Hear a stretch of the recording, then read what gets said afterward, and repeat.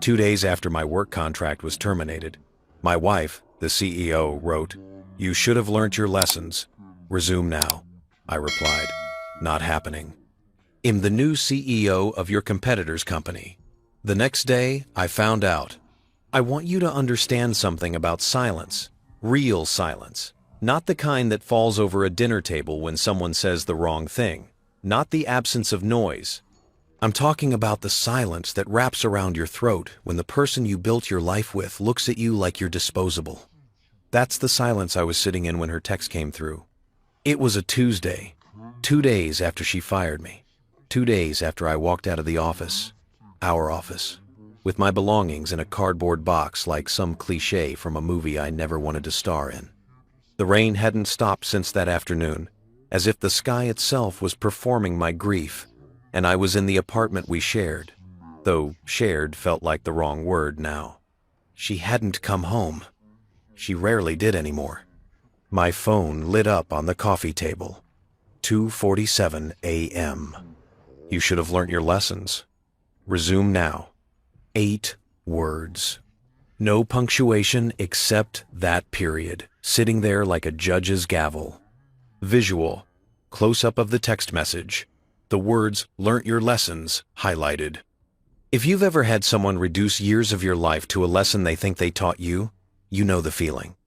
It's not anger. Not at first. It's this cold, clarifying thing that spreads through your chest like ice water. Like suddenly you can see the shape of something that's been there all along, but you were too close to notice. I read it 3 times. She thought this was discipline. She thought she was training me. Let me back up. Let me tell you how I got here. Sitting in the dark at 3 in the morning, staring at 8 words that would change everything. Visual. Flashback transition. The scene softens, becomes warmer. Wedding photos on a wall. Her name is Victoria. Victoria Chen. When we met, I was a mid-level operations manager at a tech consulting firm, and she was the sharp-eyed director of business development at a rival company. We met at a conference in Austin, one of those massive hotel ballrooms, where everyone's pretending the coffee is good and the keynotes are inspiring. She approached me during a networking session. I remember she was wearing this charcoal suit that probably cost more than my rent, and she looked at me like I was a problem she was interested in solving. "You work for Meridian Solutions," she said. Not a question. Guilty. "They're wasting you." I laughed. "You don't even know what I do." "I know they have you running operational efficiency reports for middle management. I read your white paper on supply chain automation last year. You're smarter than your position." That was Victoria. She saw things. She saw me when I still wasn't sure what I was looking at in the mirror. We married 18 months later. Small ceremony. Her idea. She wasn't sentimental about weddings, but she was sentimental about partnership. Or so I thought. She talked about us like we were a merger, 2 complementary assets, creating something greater than the sum of our parts. "We're going to build something," she told me on our honeymoon in Santorini. Her hand in mine, as we watched the sunset paint the white buildings gold. Something that matters. And we did. Or rather, she did. Visual. Montage office buildings.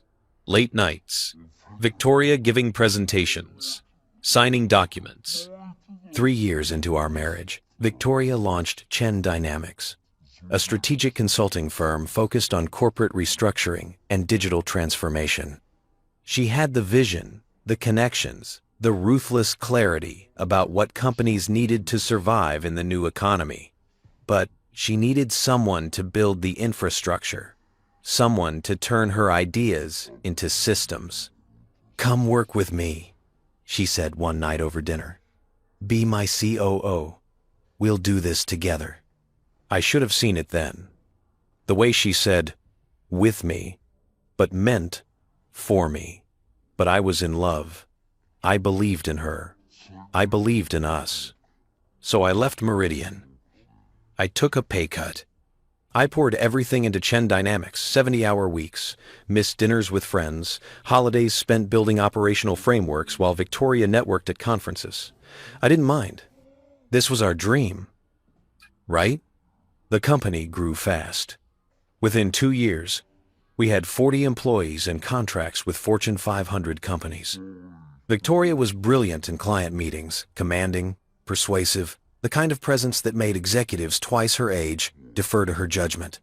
And I was in the background, making sure everything ran smoothly, making sure her vision had legs. "You're my secret weapon," she'd say. Usually late at night, when we were both exhausted, when the mask slipped a little, and she seemed almost vulnerable. "I couldn't do this without you." I held on to those words. I built altars to them in my mind. Visual. The warmth fades. The scene becomes cooler, more clinical. An office at night. The change was gradual. So gradual I didn't notice until I was already drowning. It started with small things. She stopped asking for my input in strategy meetings. She'd present plans I'd never seen, initiatives I'd had no hand in shaping. When I asked about it, she'd smile, that professional smile she used with difficult clients, and say, "I need you focused on operations. That's where you're most valuable." Then she hired Marcus. Marcus Chen.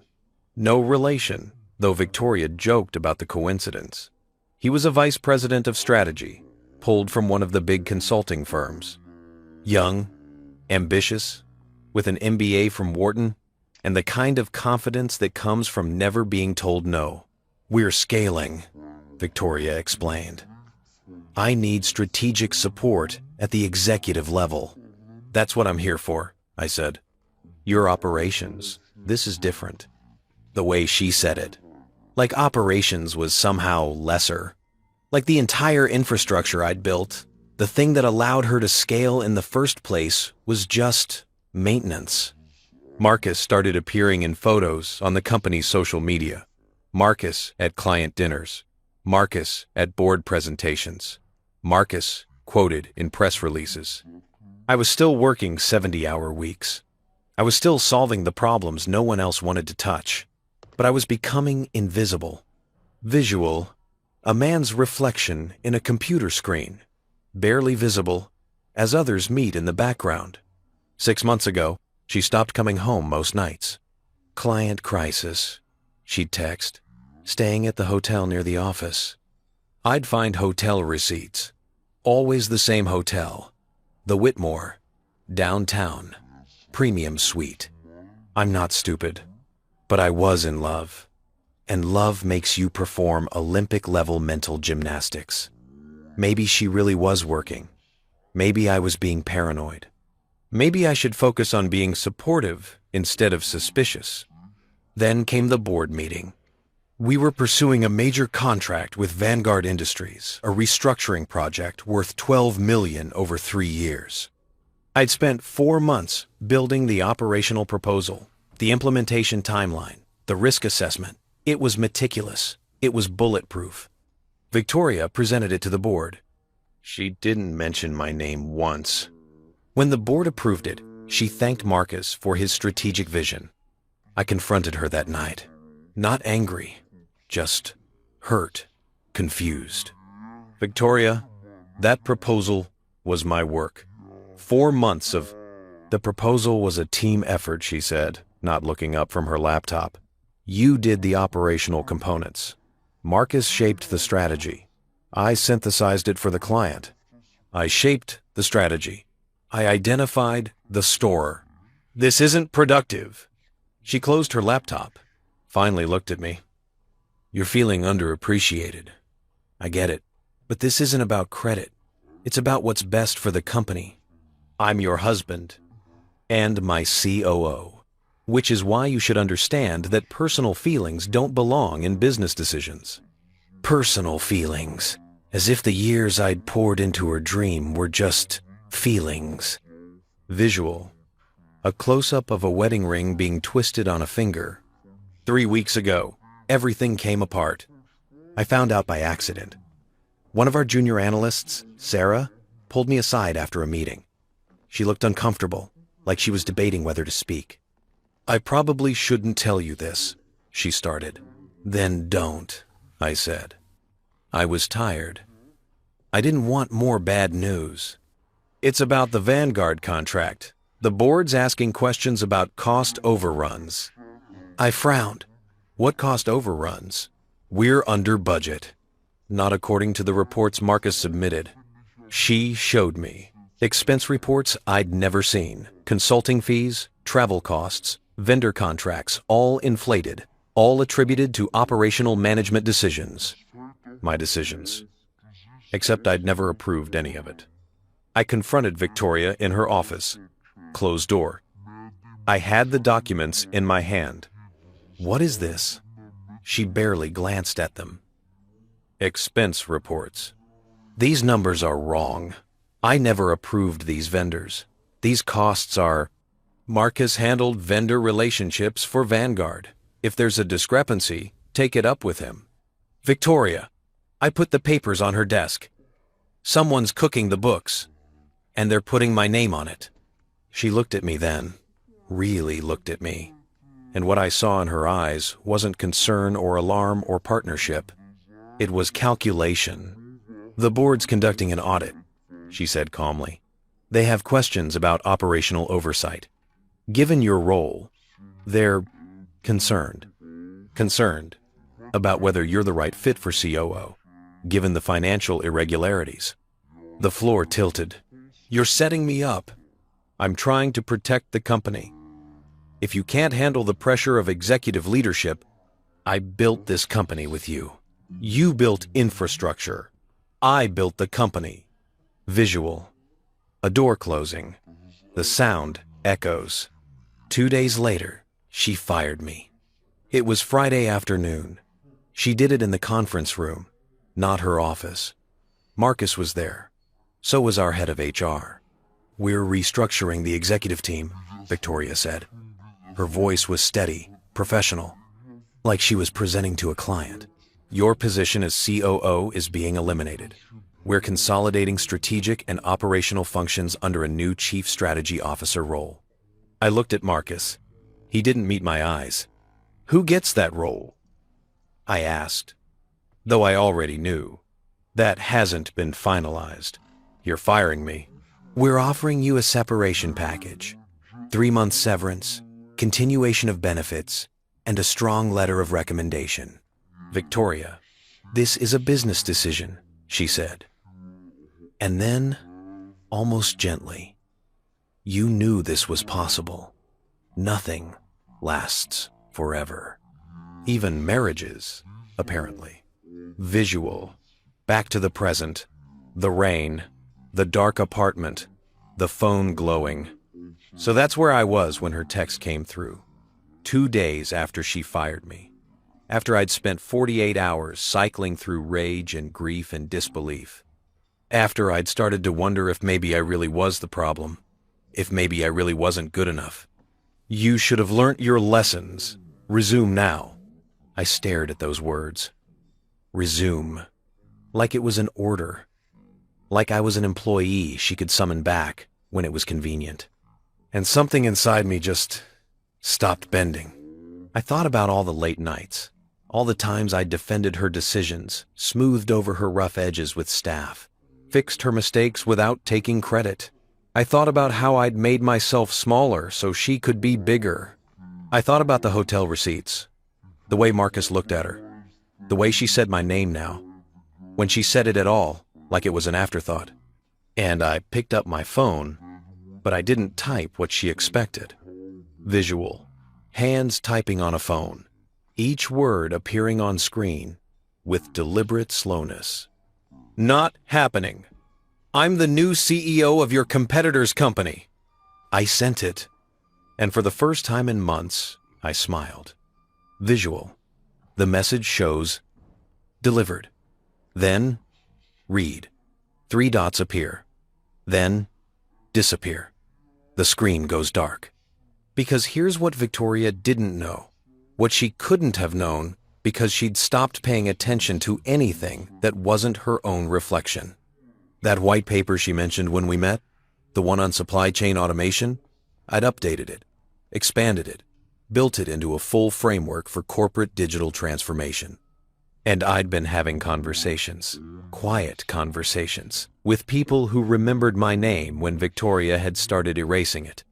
One of those people was Robert Sullivan, CEO of Titan Strategic Group, Chen Dynamics' biggest competitor. He'd reached out 3 months ago, back when I first started noticing the cracks. "If you ever want to talk," he'd said, "we value operational excellence."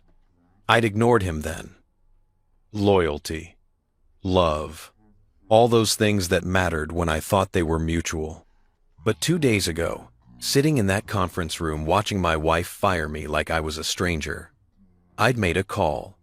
And 12 hours ago, I'd signed a contract. CEO, not COO, not a supporting role. The top, Titan Strategic Group, wanted to rebuild from the ground up. They wanted someone who understood the business from the inside out, someone who'd built something once and could do it again, someone who had a very personal understanding of Chen Dynamics' weaknesses. I sat there in the dark, phone in my hand, waiting for her response. It didn't come. Not that night. But the next day? The next day, I found out just how much I'd underestimated what I was walking into. I answered on the third ring.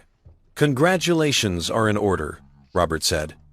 His voice had that particular quality of men who've spent decades in boardrooms, warm enough to seem friendly, controlled enough to remind you he's assessing every word you say. "Though I suspect you didn't sleep much last night." "Not much," I admitted.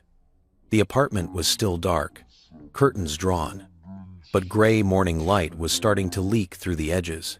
I hadn't moved from the couch. The coffee table was littered with empty water bottles and my laptop, still open to the contract I'd signed. Chief Executive Officer. The words still didn't feel real. "I got a very interesting call about an hour ago," Robert continued, "from a mutual acquaintance.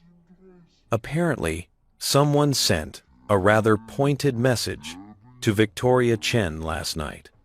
My chest tightened. Word travels fast. "In this industry?" "Always." I could hear the smile in his voice. "Marcus Chen called me directly, wanted to know if the rumors were true, if we'd actually hired you as CEO. Marcus. Of course. He'd probably been there when Victoria got my text, probably watched her face when she read it. The thought shouldn't have satisfied me as much as it did. Visual, flashback, Marcus and Victoria in an office, her staring at her phone, the color draining from her face. "What did you tell him?" I asked. "The truth, that as of 9 a.m. this morning, you're officially Titan Strategic Group's Chief Executive Officer. That we're thrilled to have someone of your caliber leading our next phase of growth." He paused. He didn't take it well. I imagine not. He asked if we understood the optics of hiring Chen Dynamics' former COO. Suggested it might look like corporate espionage. I reminded him that you were terminated, not poached, and that non-compete clauses don't apply when someone's employment is ended without cause. I'd read that section of my separation agreement 3 times. Victoria's lawyer had been sloppy or arrogant. They'd included standard non-solicitation language. I couldn't recruit Chen Dynamics employees for a year, but the non-compete was poorly worded and probably unenforceable. And it certainly didn't prevent me from taking a leadership role at a competitor. How did he respond to that? I asked. He threatened legal action, vaguely. The kind of threat people make when they're panicking but haven't actually consulted counsel. And Victoria hasn't called yet. Robert's tone shifted, became more serious. But she will. And when she does, things are going to get complicated. Which is why I'm calling. We need to meet. This morning. There's something you need to know before you walk into this office. The way he said it, like he was warning me about something. What is it? Not on the phone. Can you be at my office in an hour? Visual. A man getting up from a couch, moving through the apartment. The camera follows his reflection in mirrors and windows. Tired eyes, unshaven, but something harder in his expression now. Titan Strategic Group's headquarters occupied the top 12 floors of the Millennium Tower downtown. Glass and steel, all clean lines, and aggressive modernity. The opposite of Chen Dynamics' office, which Victoria had designed to feel like an elegant law firm, dark wood, leather, subtle lighting that made everyone look thoughtful and important. I'd been here before, for industry conferences and the occasional networking event, but walking through those doors as CEO felt different. The security guard who'd always nodded politely at me now stood a little straighter. The receptionist who'd checked me in for meetings now smiled wider. "Mr. Sullivan is expecting you," she said. "Top floor. He asked you to come straight up." The elevator was all mirrors. I caught my reflection from 3 angles. Wrinkled shirt, 2 days without shaving, eyes that looked hollowed out from lack of sleep. I looked like exactly what I was, a man who'd just blown up his life. But I also looked like someone who decided to stop apologizing for taking up space. Visual. The elevator numbers climbing. Each floor a soft ding. The reflection becoming clearer, more resolved. Robert was waiting in his office when I arrived. Corner suite, floor-to-ceiling windows, with a view that stretched from the financial district to the bay. He was in his early 60s, silver hair and expensive suit, the kind of man who looked like success personified. But what struck me was the expression on his face. Not congratulatory, not welcoming, concerned. "Close the door," he said. I did. He gestured to one of the leather chairs across from his desk. I sat. He didn't. He walked to the windows, hands in his pockets, looking out at the city. "I'm going to be direct with you," he said, "because you're walking into a situation that's more complicated than you realize, and I need you to understand what you're dealing with." Okay, when I offered you this position, I did it because I believe you're brilliant at what you do. I've watched you build Chen Dynamics' operational framework from the ground up. I know what you're capable of. He turned to face me. But I also did it because I knew it would hurt Victoria Chen, and I need you to understand why that matters. I felt something cold settle in my stomach. I don't understand. "Victoria and I have history," Robert said. 5 years ago, before she started Chen Dynamics, she worked here, at Titan. The floor tilted slightly. "What?" "She was our director of strategic initiatives. Brilliant, ambitious, everything you'd want in a rising executive." His jaw tightened. "She was also stealing from us." Visual.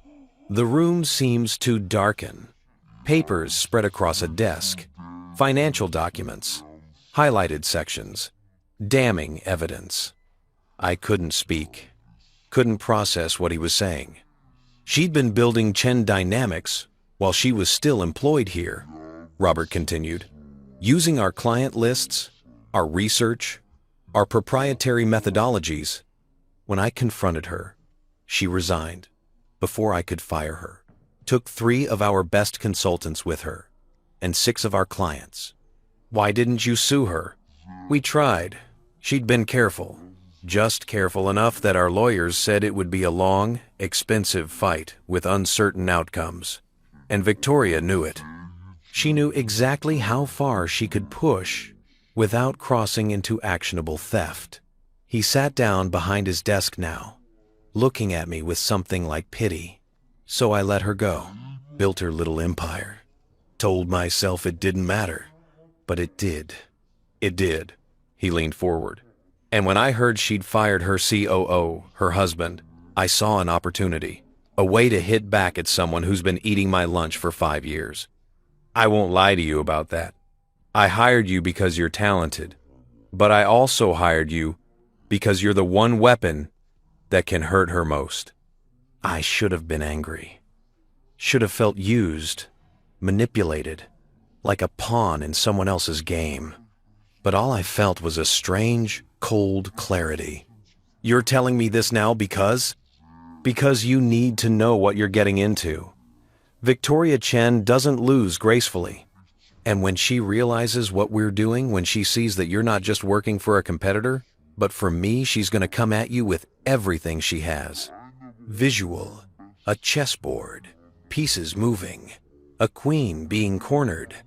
What exactly are we doing? I asked. Robert smiled. It wasn't a kind smile. We're taking back what she stole, and we're using everything you know about how she operates to do it. He pulled out a file folder, thick, official looking. He slid it across the desk to me. This is every contract Chen Dynamics currently holds, every client relationship, every ongoing project, every vulnerability in their business model. He tapped the folder. You built most of these systems. You know where the weak points are, where they're overextended, where they're making promises they can't keep. I opened the folder. The first page was a client list. I recognized every name, knew every project timeline, every pain point, every place where Victoria had oversold and I'd scrambled to deliver. You want me to poach her clients. I want you to compete, legitimately. Better service, better results, better operational execution, all the things you're exceptional at and she takes for granted. Robert's voice was steel now. Chen Dynamics has grown fast. Too fast. They're bleeding talent. You've seen the turnover rates. They're over-promising to clients. And without you holding the infrastructure together, they're going to start missing deadlines. Marcus can't do what I did, I said slowly, understanding dawning. Marcus is a strategy consultant. He can make PowerPoints sing. But can he manage a team of 40 people? Can he build operational frameworks that actually work? Can he firefight when a project goes sideways at 2 a.m.? Robert shook his head. You were her secret weapon, and she threw you away. I thought about all those nights. All those times I'd fixed problems Victoria never knew existed because I'd solved them before they reached her desk. The infrastructure I'd built wasn't just systems and processes. It was relationships with staff, understanding of each client's unique needs, the institutional knowledge of how things actually got done. And she'd fired me, like I was replaceable. Visual. A building's foundation cracking. Slow, almost imperceptible, but spreading. There's something else, Robert said. Something I found out yesterday, after we signed your contract. I wasn't sure if I should tell you, but you deserve to know. He pulled out his phone, tapped a few times, then turned it to face me. It was a photograph, taken at some charity gala, by the look of it. Victoria in an evening gown, Marcus in a tuxedo. They were dancing, his hand on her waist, her head tilted toward him, smiling. Not a professional smile, a real one. This was taken 6 months ago, Robert said quietly. At the Riverside Foundation Gala. One of our board members was there. She sent me this yesterday when she heard you joined us. 6 months ago. Right when Marcus was hired. Right when Victoria stopped coming home. They've been careful, Robert continued. No public relationship. Nothing that would look unprofessional. But multiple people have seen them together. Hotels, late dinners. They're not just colleagues. I stared at the photo. At the way they looked at each other. All those nights she said she was working. All those client crises that kept her at the hotel. The Whitmore, premium suite. Visual, hotel receipts scattered across a table. The same hotel, over and over. The same suite number. I'm sorry, Robert said, and he sounded like he meant it. I know this isn't easy to hear, but you need to understand what you're dealing with. This isn't just about business. This is personal for her. You were in the way of her company, of her relationship with Marcus, of whatever vision she has for her future. So, she eliminated you. She could have divorced me, I said. My voice sounded distant, like someone else was speaking. Could have been honest. Divorce is expensive, complicated. You'd have a claim to half of Chen Dynamics you helped build it, even if your name isn't on the founding documents. Robert took his phone back. This way, she removes you from the company first, establishes a narrative that you weren't essential, and then, when the divorce comes, and it will come, she can argue you didn't contribute to the business's success. That's why she fired me. That's why she fired you. I sat back in the chair, processed it all. The affair, the calculation, the long game she'd been playing while I was still believing in us. And then I thought about her text last night. You should have learnt your lessons. Resume now. She'd thought she was in control, thought she could discard me and pick me back up when it was convenient. When Marcus proved inadequate, or when she needed someone to blame for the problems that were already starting to show, she'd thought I would come back, grateful, obedient. What do you need from me? I asked. Robert's expression shifted, became sharper. I need you to be exactly what I hired you to be, a brilliant CEO who understands this business from the ground up. I need you to build something here that's better than anything Victoria Chen has ever created. He paused. I'm self, and I need you to not feel guilty about it. I don't, I said, and I realized it was true. Visual. The city spread out below. 2 buildings visible in the skyline. Titan Tower. And, in the distance, Chen Dynamics headquarters. A visual contrast. A battle line. Good, Robert said. Because in about, he checked his watch, 15 minutes, we're holding a press conference, announcing your appointment, announcing our new strategic direction. And when Victoria sees it, when she understands that you're not just moving on, but moving up, she's going to declare war. Let her. He studied me for a long moment, then nodded. There's one more thing. Something I need you to see before we go public. He turned his laptop to face me. Opened an email. The sender was Sarah Chen, no relation to Victoria or Marcus. Sarah, the junior analyst who'd first showed me the cooked expense reports. The one who'd tried to warn me. The email was timestamped from last night, 2:14 a.m. The subject line read, "You need to know the truth." I started reading, and with each line, I felt the ground shift beneath me. Because what Sarah had sent wasn't just about the Vanguard contract. It wasn't just about inflated expenses and falsified reports. It was about everything. Visual, email, text filling the screen, numbers, names, dates. A conspiracy laid out in bullet points and attachments. Victoria hadn't just been setting me up to take the fall for Marcus's financial irregularities. She'd been embezzling from Chen Dynamics for over a year. And Marcus wasn't her accomplice. He was her fall guy, just like I was supposed to be. Sarah's email was 12 pages long.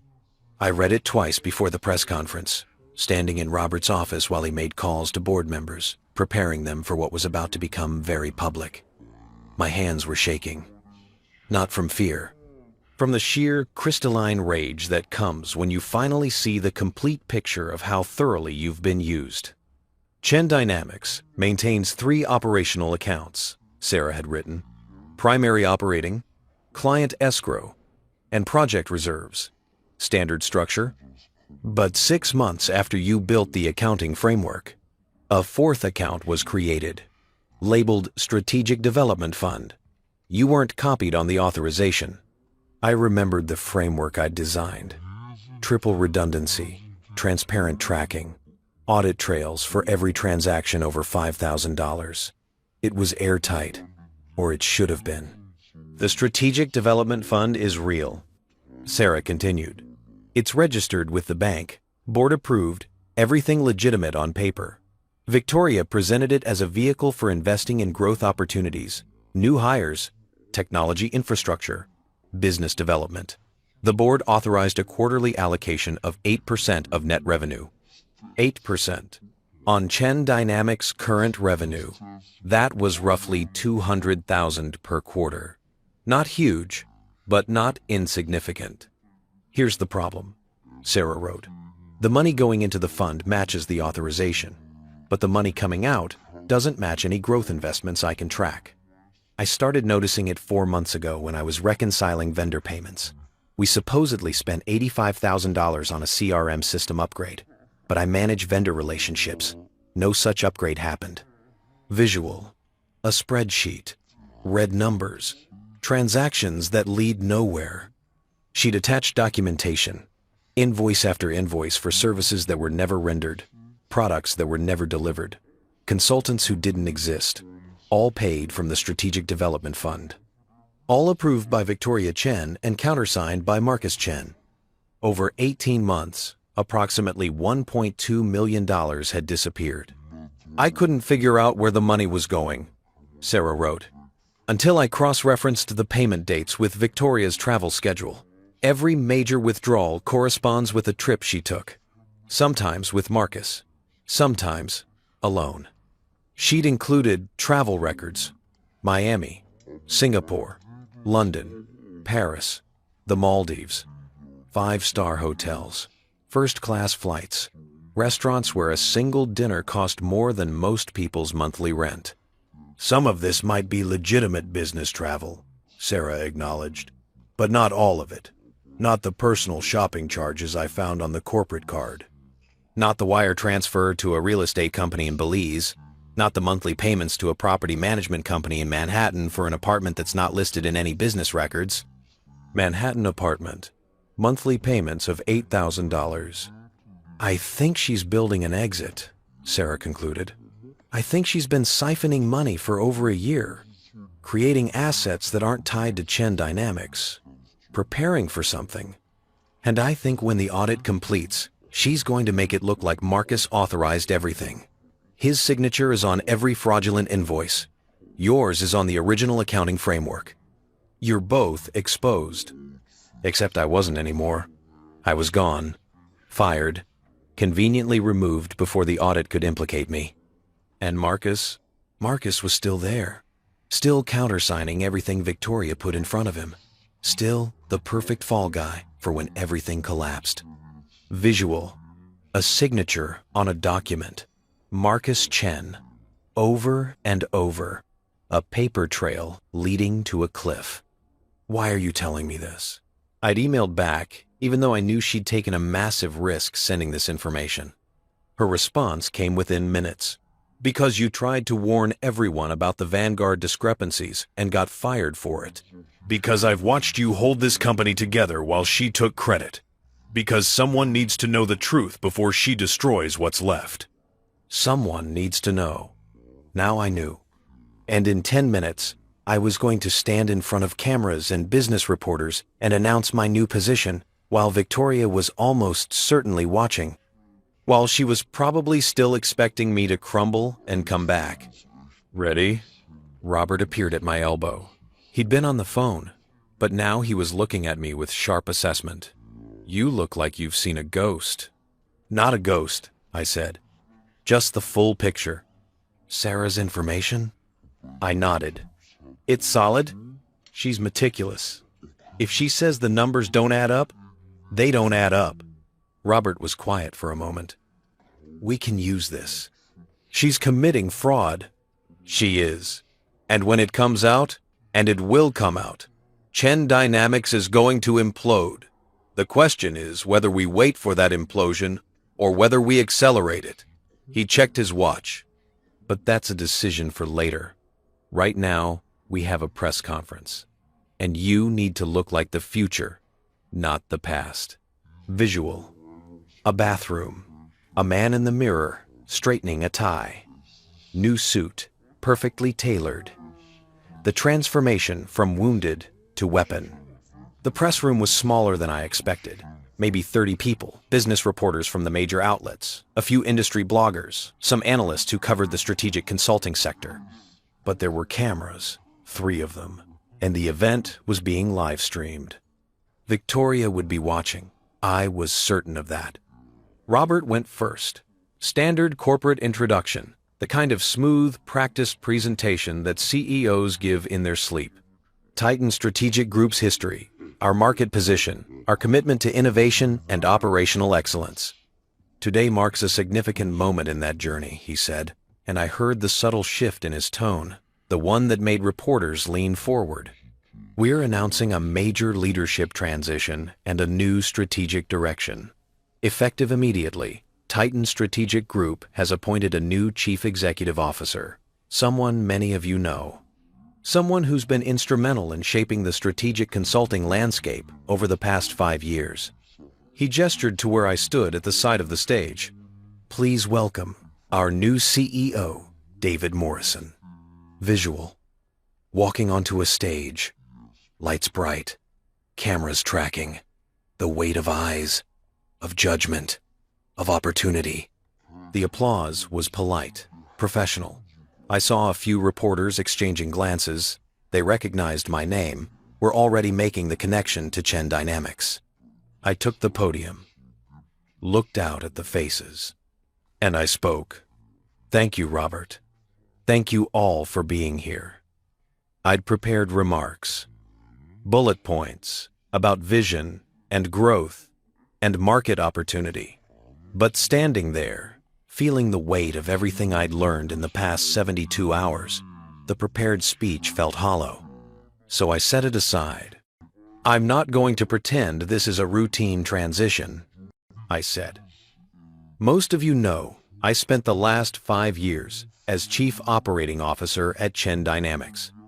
What you might not know is that as of last Friday, that position was eliminated. I was let go. A ripple through the room. Reporters' fingers moving on keyboards and phones. This was the story now. I could stand here and tell you that was a mutual decision, a natural evolution, the kind of corporate language we use to smooth over difficult truths. I paused. But that would be dishonest. And if there's one thing I've learned, it's that dishonesty has a cost. Eventually, someone pays it. Visual. Close-up on reporters' faces. Attention. Sharpening. This isn't the usual corporate theater. I built Chen Dynamics' operational infrastructure from the ground up, I continued. Every system, every process, every framework that allowed that company to scale. I did it because I believed in the mission. I believed in partnership. I believed that if you work hard enough, if you're good enough at what you do, people will value that. I could feel Robert's eyes on me. This wasn't what we'd discussed, but I couldn't stop. I was wrong. Not about the work. That work was excellent, and I'm proud of it. But I was wrong about what gets valued in business. It's not the person building the foundation. It's the person standing on top of it, taking credit. A hand went up. I nodded. Are you saying Victoria Chen took credit for your work? The reporter was from Business Insider. Young, sharp-eyed. I'm saying that in many organizations, the people doing the operational work are invisible until something goes wrong. Then suddenly everyone knows your name. For the wrong reasons. I met the reporter's gaze. I'm also saying that I'm done being invisible.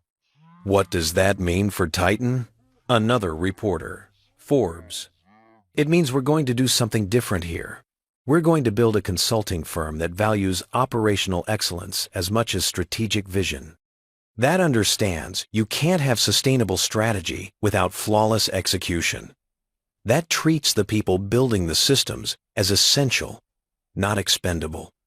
I could hear the clicking of keyboards intensifying. This was better than they'd hoped for drama, conflict, a personal story. Chen Dynamics is a good company with talented people, I said carefully. But it's built on a model that's increasingly fragile. Fast growth, high-profile client wins, aggressive promises, and underneath all of that, an operational infrastructure that's been strained past its capacity. Are you saying Chen Dynamics is going to fail? WSJ reporter, direct question. I'm saying that any company that treats operational excellence as an afterthought is playing a dangerous game. Eventually, the foundation cracks. Visual. Split screen the press conference on one side, and on the other, an office where Victoria watches on a laptop, her face unreadable, but her hand gripping a pen so tightly her knuckles are white. The questions came faster after that. About my plans for Titan. About whether I'd try to recruit Chen Dynamics employees. About competition and market share and strategy. I answered them all.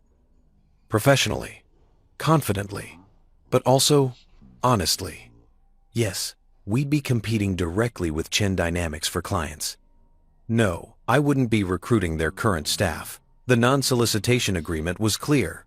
Yes, I believed Titan could become the premier strategic consulting firm in the industry within 2 years. And yes, I understood. This made for an awkward situation given my history with Chen Dynamics CEO. That's one way to put it, I said, when someone asked about Victoria directly. Another way is to say that sometimes the best motivation is proving wrong the people who underestimated you. The press conference lasted 40 minutes. When it ended, Robert pulled me aside in the hallway outside. That was either brilliant or career suicide, he said. I'm not sure which. Jezendan. And quote, does it matter? I suppose not. You just declared war in front of 30 reporters and a live stream audience. He smiled, but it was tight. Victoria's going to lose her mind. Good. My phone had been buzzing in my pocket throughout the press conference. I pulled it out now. 17 missed calls. 23 text messages. Most were from former colleagues at Chen Dynamics. Supportive messages. Good for you. You deserved better. Knock 'em dead. But 3 were from Victoria. Visual. Phone screen. 3 messages. Each one longer than the last. The desperation. Visible even in text form. Messages. Close. Visual. Messages. Visual. The first one came in during the opening remarks. What the hell are you doing? The second, during my answer about operational infrastructure. Call me. Now. We need to talk about this. Win not, win not win. Win not win. Win not win. Win not win. Win not win. Win not win. Win not win. Win not win. Win not win. Win not win. Win not win. Win not. The third, after I'd implied Chen Dynamics had a fragile foundation. You just made the biggest mistake of your life. You think Robert Sullivan gives a damn about you? You're a revenge play. A trophy. And when he's done proving a point, you'll be right back where you started. Call me before you make this worse. I almost laughed. Even now, she thought this was about her, that I'd made this decision to hurt her, rather than to save myself. I didn't call her back. Instead, I called Sarah. She answered on the first ring. I watched the press conference. Her voice was shaky. That was intense. Thank you for the information, I said. The email, all of it. Are you going to use it? I looked at Robert, who was watching me with careful attention. Not yet, but yes, eventually. She's going to figure out I sent it to you. Probably. I could get fired. You could. I agreed. Or you could come work for me. Silence on the other end. Titan needs a director of finance and operations, I continued.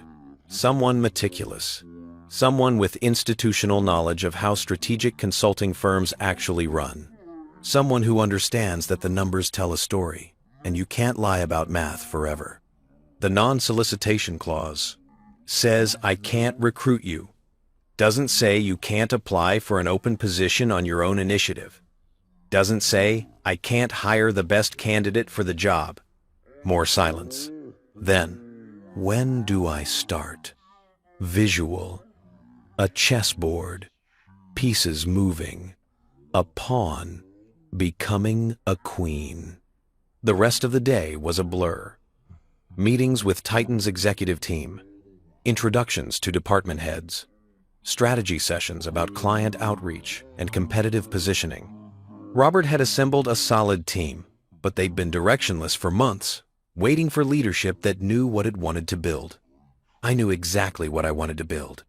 By 6 p.m., I was exhausted, but also energized in a way I hadn't felt in years.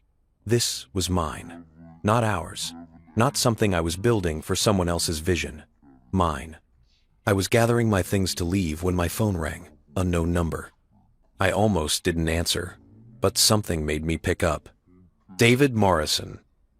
My voice professional, guarded, Mr. Morrison, this is James Chen. Pause. Victoria's father. The floor tilted. I'd met James Chen exactly 3 times. Once at our wedding, where he'd given a toast about building legacies. Once at a company anniversary party, where he'd barely spoken to me. And once at a charity gala where Victoria had introduced me as her operations manager. Not her husband, not her partner, her operations manager. Mr. Chen. I kept my voice neutral. I need to meet with you, he said. Tonight, before this gets any worse. I'm not sure what you mean. Don't play games with me. You just went on television and implied my daughter's company is built on sand. You allied yourself with Robert Sullivan, who has hated this family for 5 years. And now you're hiring away her employees. His voice was steel. So don't pretend you don't understand what's happening here. Victoria fired me. I know. She made a mistake. He said it simply, factually. She's making a lot of mistakes. And if you and I don't talk, those mistakes are going to destroy both of you. I'm not interested in being destroyed. Then meet with me. 1 hour. There are things you don't know. Things Victoria doesn't know. Things that, if they come out the wrong way, will end more than just her career. I should have said no. Should have hung up. But there was something in his voice. Not pleading, exactly, but genuine concern. Where? I asked. He gave me an address. A restaurant in the financial district. Private dining room. Come alone, he said. And David, whatever you think you know about Victoria, about Chen dynamics, about what's really happening here, you're only seeing part of the picture. The line went dead. Visual. Night falling over the city. Rain starting again. A man standing at a window, phone in hand, trying to decide if he's about to walk into a trap or toward the truth. I looked at the address he'd sent. The restaurant was expensive, exclusive, the kind of place where deals were made and secrets were traded. Robert had warned me Victoria would declare war, but maybe the war had started long before I knew there was a battlefield. And maybe James Chen was about to show me just how many players were actually in this game. I grabbed my coat. The restaurant was called Meridian, not the consulting firm I'd worked for years ago, just one of those cosmic coincidences that felt like a sign. The private dining room was all dark wood and leather, the kind of space designed for conversations that couldn't happen in public. Through the rain-streaked windows, the city looked like it was melting. James Chen was already there when I arrived. He stood when I entered old-school manners, the kind men of his generation learned when a handshake still meant something. He was in his late 60s, silver hair perfectly styled, wearing a suit that probably cost more than my first car. But what struck me was his eyes, sharp, assessing. The eyes of a man who'd built empires and buried rivals. Victoria had those same eyes. "Thank you for coming," he said, gesturing to the chair across from him. "I wasn't sure you would." I wasn't sure I would either. We sat. A waiter appeared immediately, clearly briefed to be invisible but attentive. James ordered a scotch. Neat. I asked for water. "Not drinking?" James raised an eyebrow. "I want to be clear-headed for this conversation." He smiled. It didn't reach his eyes. "Smart. You're going to need to be." Visual. 2 glasses on a table. 1 amber liquid, 1 clear. The contrast, deliberate. The waiter disappeared. We were alone now. The only sound, the rain, and the distant murmur of the main dining room beyond the closed door. James took a sip of his scotch, studied me over the rim of the glass. "You've had quite a week," he said finally. "That's one way to describe it. Fired by your wife, hired by her biggest competitor, declared war on her company in front of the business press." He set down his glass. Most men would be in a bar somewhere, drowning their sorrows. But you're here, meeting with the father of the woman who destroyed your career. So either you're very brave or very stupid. Maybe both. No, he shook his head. You're neither. You're angry. And you're trying to figure out if this is a trap. Is it? That depends on what you do with what I'm about to tell you. The food arrived, then appetizers neither of us had ordered. But James clearly had a standing arrangement here. Oysters, some kind of carpaccio, truffle risotto, the kind of food that costs more than most people spend on groceries in a week. I didn't touch it. Neither did he. I'm going to start with something you already know, James said. Victoria has been embezzling from Chen Dynamics, roughly $1.2 million over 18 months, funneled through a development fund, hidden in fake invoices, laundered through various accounts. He paused. Your analyst friend Sarah did good work. Her numbers are accurate. My chest tightened. How do you know about Sarah's email? Because I'm on Chen Dynamics' board of directors. And when an audit is ordered, the board gets preliminary findings. He met my gaze. I've known about the discrepancies for 3 weeks. 3 weeks. Before Victoria fired me. Before any of this exploded. Why didn't you stop her? I asked. Because stopping her means exposing her. And exposing her means destroying the company. Every client relationship, every contract, every bit of credibility Chen Dynamics has built gone. The lawsuits alone would bury us.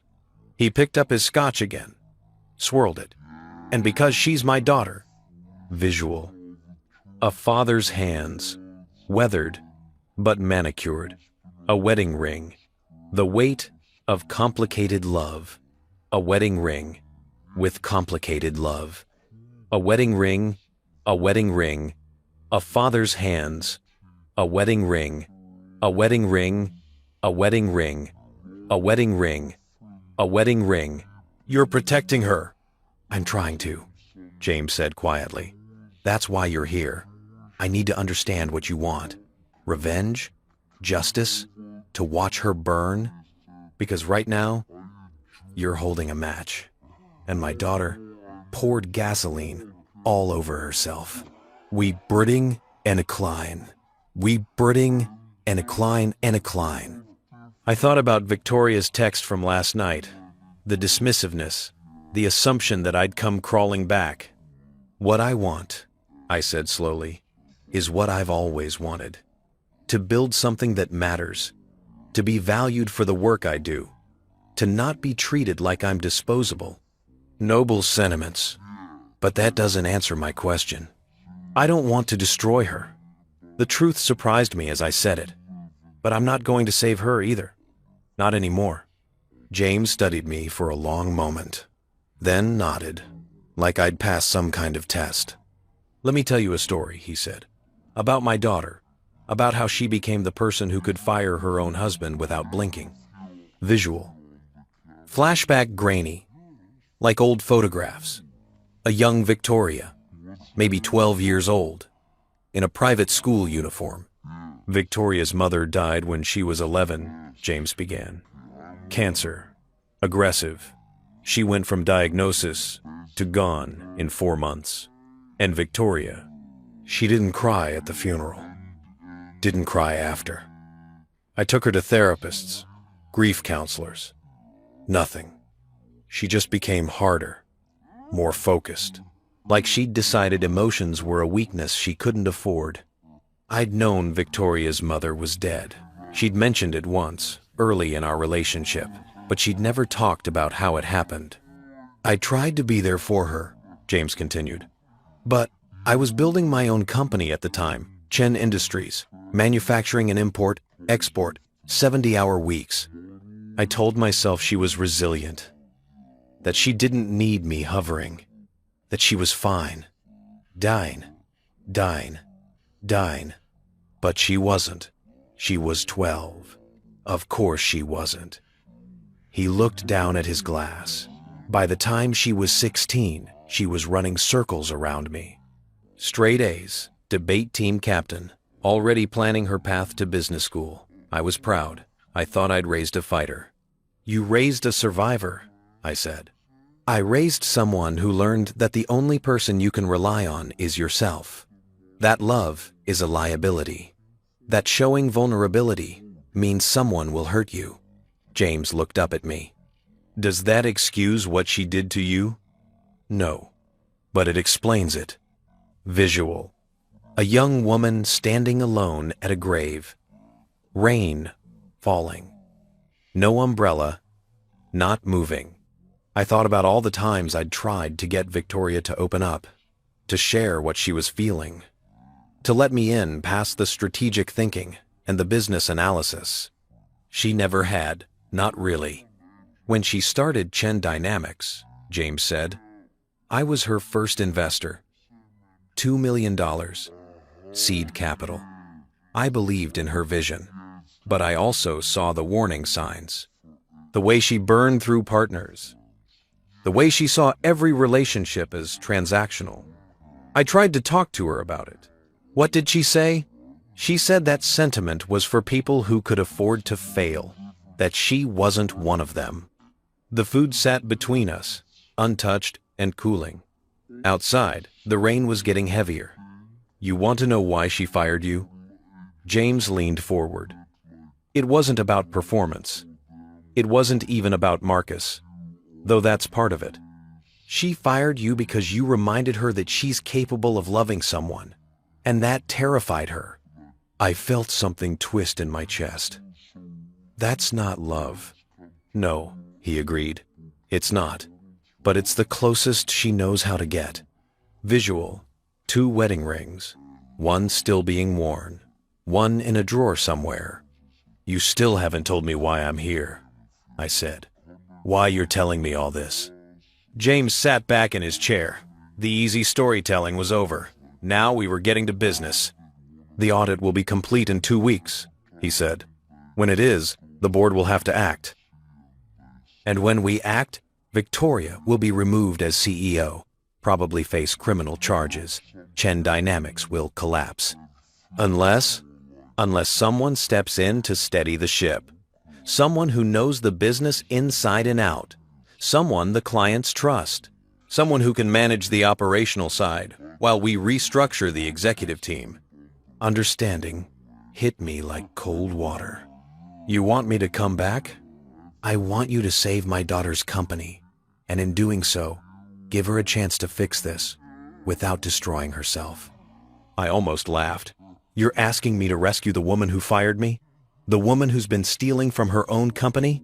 The woman who's sleeping with my replacement? I'm asking you to do the right thing, James said quietly. Not for her, for the 40 people who work at Chen Dynamics, who did nothing wrong. For the clients who trusted us with their business. For the industry that doesn't need another consulting firm scandal. Robert Sullivan. Robert wants revenge. I understand that. Victoria hurt him, and now he's using you to hurt her back. But what happens to you when that revenge is complete? You think Titan is going to be your home? You're a weapon to him.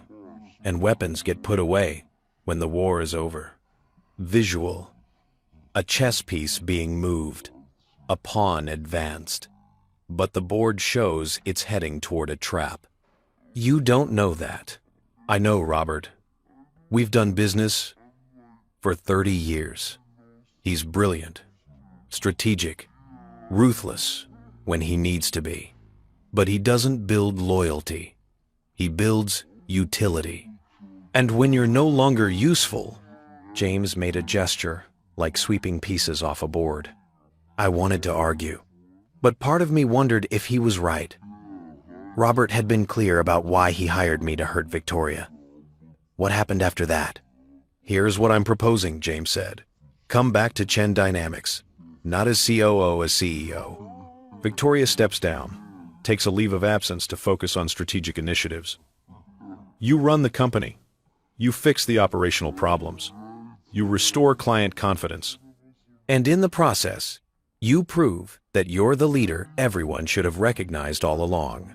And Victoria goes into therapy, deals with her issues, pays back what she stole, quietly, maybe, eventually, finds a way to be the person she could have been if her mother hadn't died.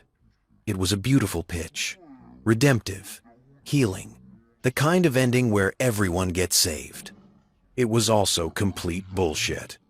You're forgetting something, I said. Victoria doesn't want to be saved.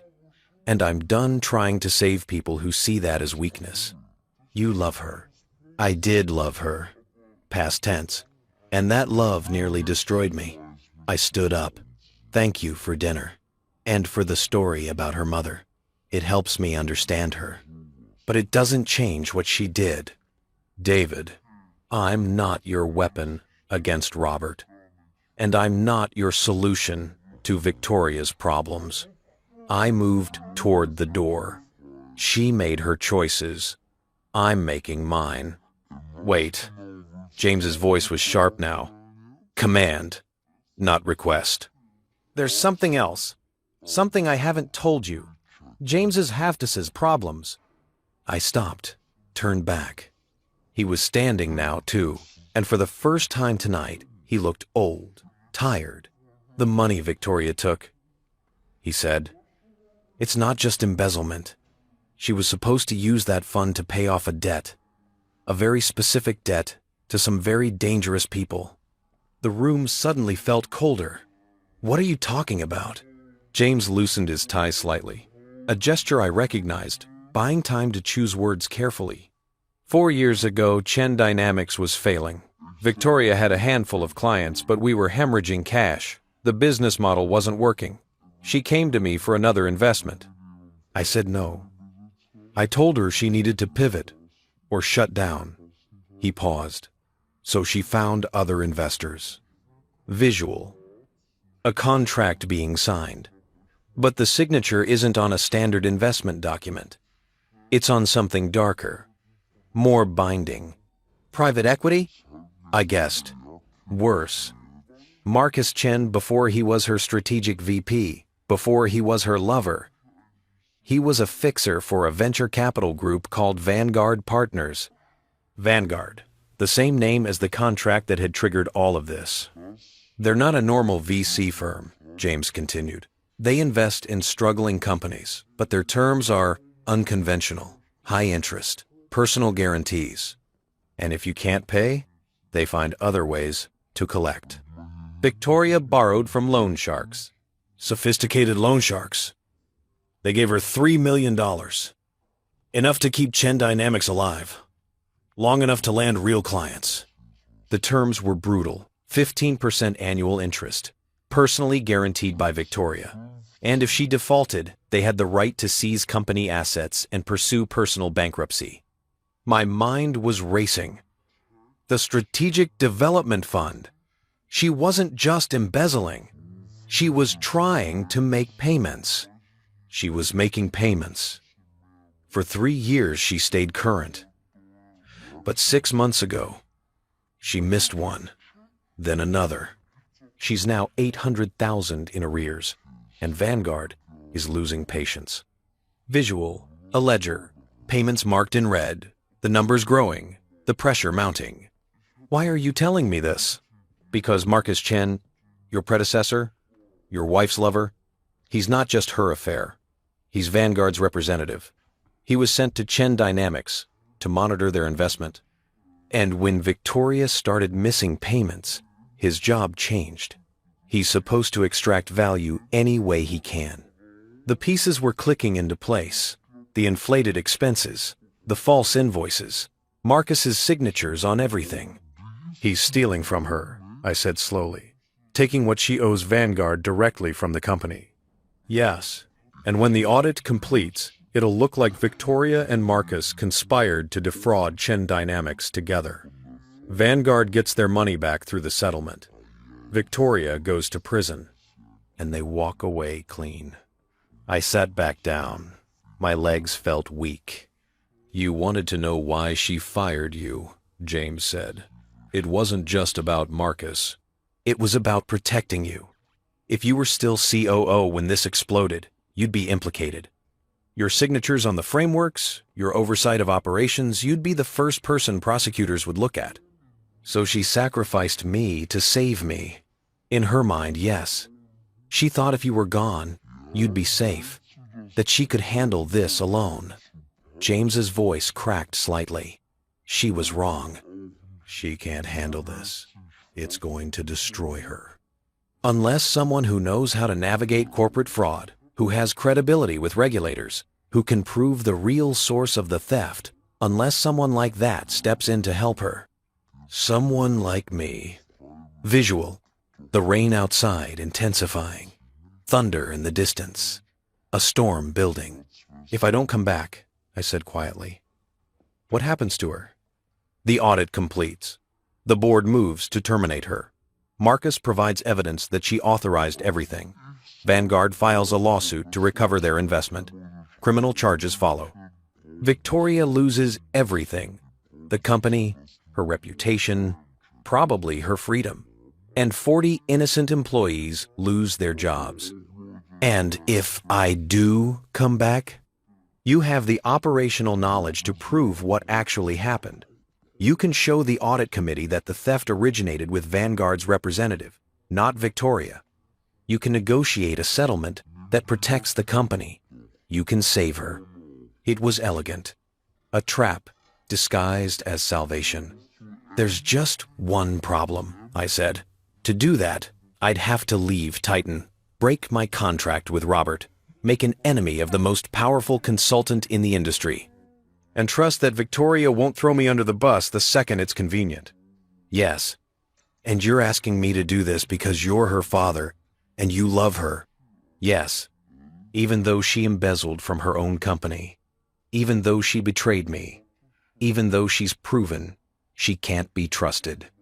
Yes, James met my eyes, because family is the only thing that matters in the end, and because you loved her once. Maybe you still do. Visual, a wedding photo, young faces, hopeful, a promise made when promises still meant something. I stood up again. This time, James didn't try to stop me. I need time to think, I said. You have 2 weeks.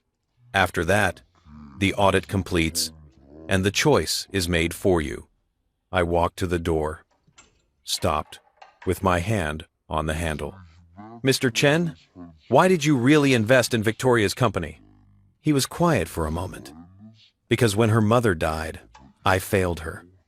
I was so focused on my own grief, my own business, that I didn't see how much she was struggling, and I've been trying to fix that mistake ever since.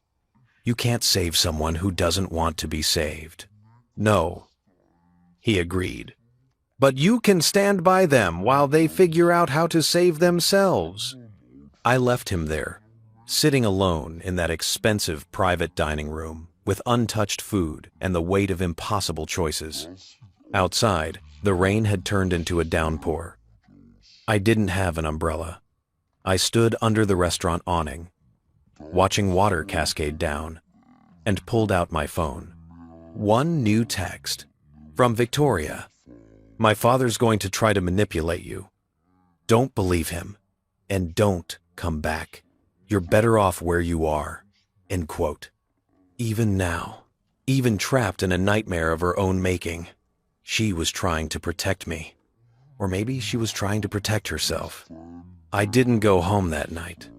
Home was the apartment Victoria and I shared, though calling it ours felt like a lie now.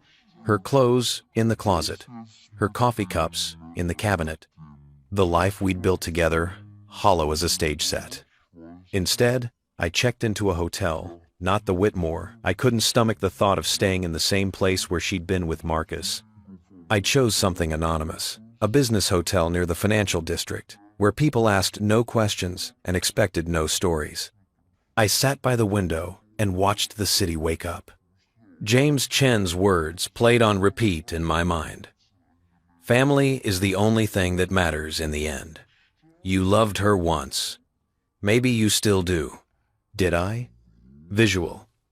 Flashback Victoria laughing at something I'd said. A rare, genuine moment. The version of her that only I got to see. Or thought I did. My phone buzzed.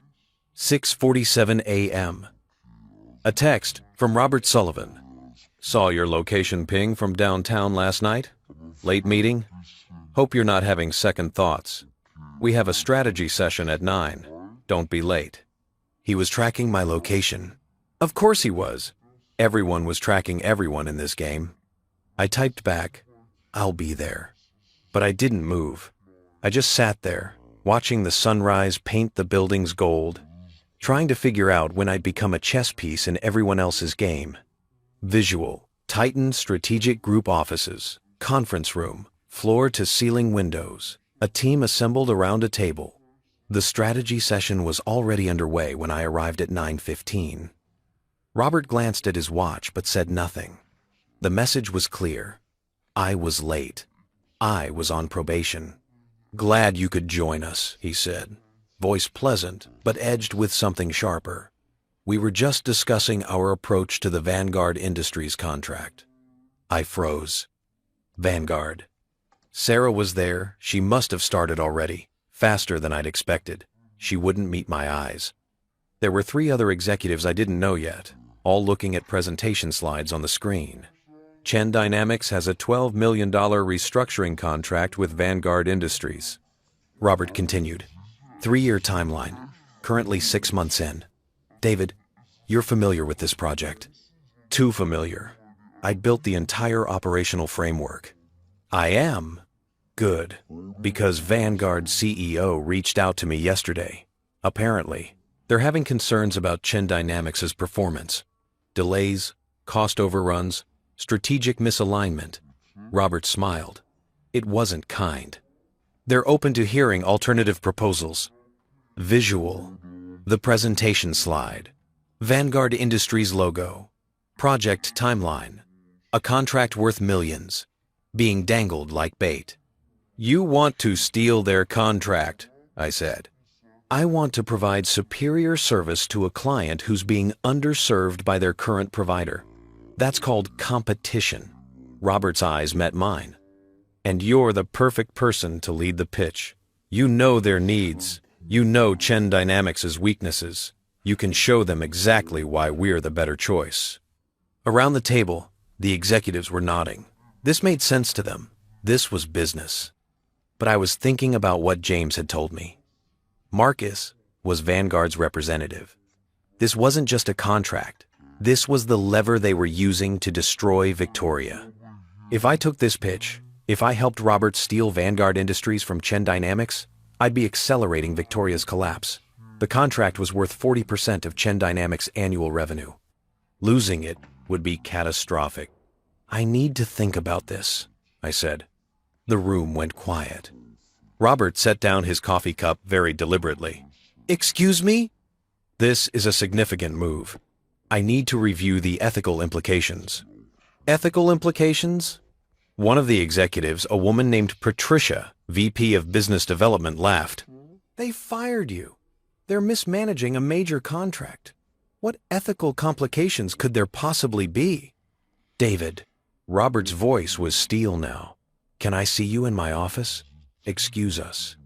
Visual. A door closing. 2 men alone. The temperature in the room dropping. Robert didn't sit. He stood by the window, hands in pockets, looking out at the city. When he spoke, his voice was calm, too calm. "I'm going to ask you a question, and I need you to answer honestly. Did you meet with James Chen last night?" My chest tightened. "How did you—" "I have friends at Meridian. They mentioned seeing you in a private dining room with Chen Dynamics board chairman." He turned to face me. "So, I'll ask again. Did you meet with James Chen?" No point lying. "Yes." "And what did he offer you?" "A chance to come back, run Chen Dynamics as CEO, clean up the mess. And you're considering it." "I'm considering all my options." Robert walked to his desk, opened a drawer, pulled out a folder, threw it down in front of me. "That's your contract with Titan. Page 7, Section 3. Do you remember what it says?" I didn't need to look. Non-compete clause. I can't work for a direct competitor for 18 months after termination. Chen Dynamics is our most direct competitor. If you go back there, you breach this contract. We'll sue you for damages. And given that you'd be taking proprietary information about our strategy, our clients, our operational plans, we'd win. Easily. Visual, a contract, legal language, a trap closing. You can't enforce a non-compete if I was terminated without cause by my previous employer, I said. Victoria's separation agreement was poorly written. The precedent is different when you voluntarily leave a new position to rejoin your old company. Robert sat down now, folded his hands on the desk. I've already had our legal team review this. You want to go back to Victoria? Fine, but it'll cost you everything you'd earn there for the next 18 months. Every dollar, plus damages, plus legal fees. He'd thought of everything. You're trapping me here. I'm holding you to an agreement you signed 3 days ago. An agreement that gave you a 40% pay increase, equity in the company, and a chance to prove yourself as a CEO. His voice softened slightly.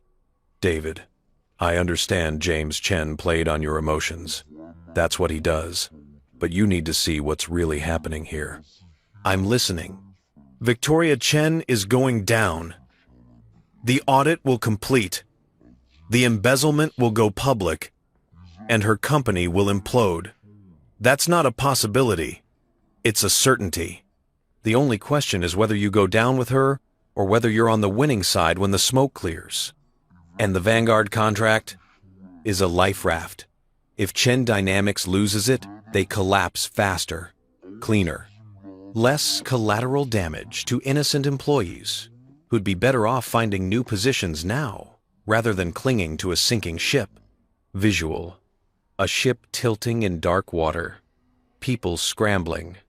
The moral calculus of controlled demolition. I thought about the 40 employees James had mentioned.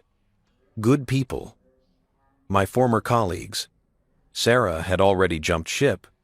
Was I supposed to leave everyone else to drown? What if there's another way? I asked. There isn't. What if I could fix Chen Dynamics? Prove the fraud came from Vanguard's representative, not Victoria? Save the company without burning it down? Robert studied me for a long moment. You still love her. This isn't about love, isn't it? Because from where I'm sitting, you're about to sacrifice everything you've built here. Your reputation, your financial future, your leverage to save a woman who fired you, betrayed you, and would absolutely throw you under the bus if it served her interests. You don't know that. I know exactly that. I've known Victoria Chen for 7 years. I've watched her destroy people without blinking. Hell, she destroyed me. Robert leaned forward. Do you know why I really hired you? Not just to hurt her, but because I saw what she did to you, and I saw myself. 8 years ago, standing exactly where you are, wondering if I should save someone who didn't want to be saved. Visual. Younger Robert. Different office. Same expression of betrayal. What happened? I tried to save her. Tried to fix the damage she'd done when she left Titan. Offered her a settlement, a recommendation, a path forward. He laughed bitterly. She used the information I gave her to poach 3 more of my consultants. Took the settlement money and used it to fund her startup.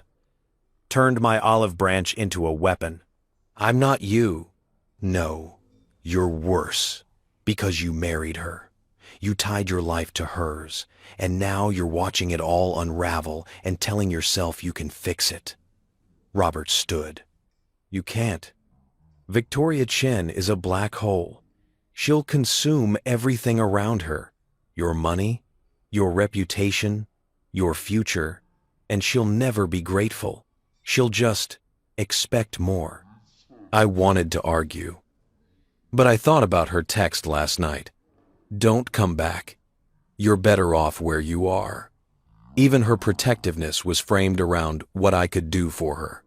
Staying away so I wouldn't get caught in her mess. I need time to think, I said. You have until tomorrow morning. We're presenting the Vanguard pitch on Friday. I need to know if you're leading it. Robert walked to the door, opened it. And David? Choose carefully. Because whatever you decide, there's no going back. Visual, a coffee shop, afternoon light. Sarah sitting across from me, hands wrapped around a latte. I called Sarah after the meeting, asked her to meet me somewhere neutral. She chose a place near her apartment, far from both Titan and Chen Dynamics. She looked exhausted, dark circles under her eyes, the kind of tired that comes from not sleeping because your brain won't stop running scenarios. "I shouldn't be meeting with you," she said when I sat down. "If Victoria finds out," end quote. "She already knows you sent me that email. It's only a matter of time before she figures out you're coming to Titan." Great. So I've torpedoed my career for nothing. Not for nothing. I slid a folder across the table. Employment contract. Director of Finance and Operations. Salary is 40% higher than what you're making now. Stock options. Full benefits. Start date is Monday. She opened the folder. Read it. Her hands were shaking slightly. "Why are you doing this?" "Because you told the truth when no one else would. Because you're good at what you do. Because Titan needs people with integrity." I paused. "And because I need someone I can trust." Visual, close-up on Sarah's face. The weight of trust, the risk of choosing sides. "What do you need to know?" she asked. "The truth about Vanguard Partners. James Chen told me Victoria borrowed from them, that Marcus is their representative. Is that accurate?" Sarah nodded. "I've been digging since I sent you that email. Vanguard Partners isn't a traditional VC firm. They're more like corporate loan sharks. They specialize in distressed companies, high-interest loans, and when those companies can't pay, they extract value other ways." Exactly. Marcus Chen was placed at Chen Dynamics 2 years ago, right after Victoria missed her first payment. His official title is VP of Strategy, but his real job is asset recovery. The inflated expenses, the false invoices, that's him stealing what Victoria owes. It's brilliant, actually. He gets Victoria to sign off on everything, makes it look like she authorized the theft. When the audit completes, she takes the fall. Vanguard gets their money back through legal settlements or bankruptcy proceedings. Clean hands. I thought about Victoria's text. Don't believe him. Don't come back. She knew. She knew exactly what Marcus was doing, and she was trying to protect me from it. "What happens if Chen Dynamics loses the Vanguard Industries contract?" I asked. Sarah's expression darkened. "Immediate cash flow crisis. That contract generates 40% of annual revenue and covers most of our operational overhead. Without it, we'd have maybe 3 months of runway. Maybe. And the employees? Layoffs. Probably 60–70% of staff within the first month. The rest would jump ship when they saw the writing on the wall." Visual. Empty desks. Boxes being packed. Dreams ending in cardboard and severance packages. So if Robert successfully pitches Vanguard Industries, he's not just hurting Victoria, he's destroying 40 people's livelihoods. Yes, Sarah met my eyes. But those people are going to lose their jobs anyway. The audit completes in 2 weeks. When it does, Chen Dynamics is dead. The only question is whether it's a quick death or a slow one. Unless someone fixes it. You can't fix embezzlement. You can't fix fraud. You can't. She stopped, studied my face. "Oh God, you're thinking about going back." James Chen offered me the CEO position. "David? No, you can't. Victoria will destroy you. Winged flyer. Winged." What if I can prove Marcus is the one stealing? What if I can show the audit committee the real source of the fraud? With what evidence? Marcus has been meticulous. Every signature is Victoria's. Every authorization. He set this up perfectly to make her look guilty. There has to be something. A communication. A transfer. Something that proves he was acting on behalf of Vanguard Partners, not Victoria. Sarah was quiet for a long moment. Then, there might be. Visual. A flash drive being placed on a table. Small, unremarkable, containing answers. She pulled out her laptop, opened it, navigated to a folder buried deep in her files. When I was investigating the expense discrepancies, I found something odd. There's an email server that Marcus uses, not the official Chen Dynamics email. It's a private domain, supposedly for strategic client communications. Let me guess. Communications with Vanguard partners. I couldn't access it, but I have the server information, the domain registration. If you could get into it, I'd have proof. Maybe, or maybe, you'd have nothing. Maybe Marcus is smarter than we think, and keeps all the damning stuff offline. Sarah closed her laptop. But even if you found proof, what then? You show the audit committee that Marcus was the thief. They fire him. Victoria still authorized everything. She still signed off on fake invoices. She's still culpable. But it changes the narrative. From embezzler to victim. From criminal to someone who made bad decisions under duress. Is there a difference? I thought about James Chen's story, about Victoria at 12 learning that love was a weakness, about a woman who'd spent her entire adult life building walls so high she couldn't see over them anymore. I think there is, I said quietly. Sarah looked at me like I was insane. You're really going to do this? You're going to walk away from Titan, break your contract, risk everything to save someone who fired you? I'm going to try to save 40 innocent people from losing their jobs because of decisions they had no control over. That's not why you're doing it. No, I admitted. It's not. Visual.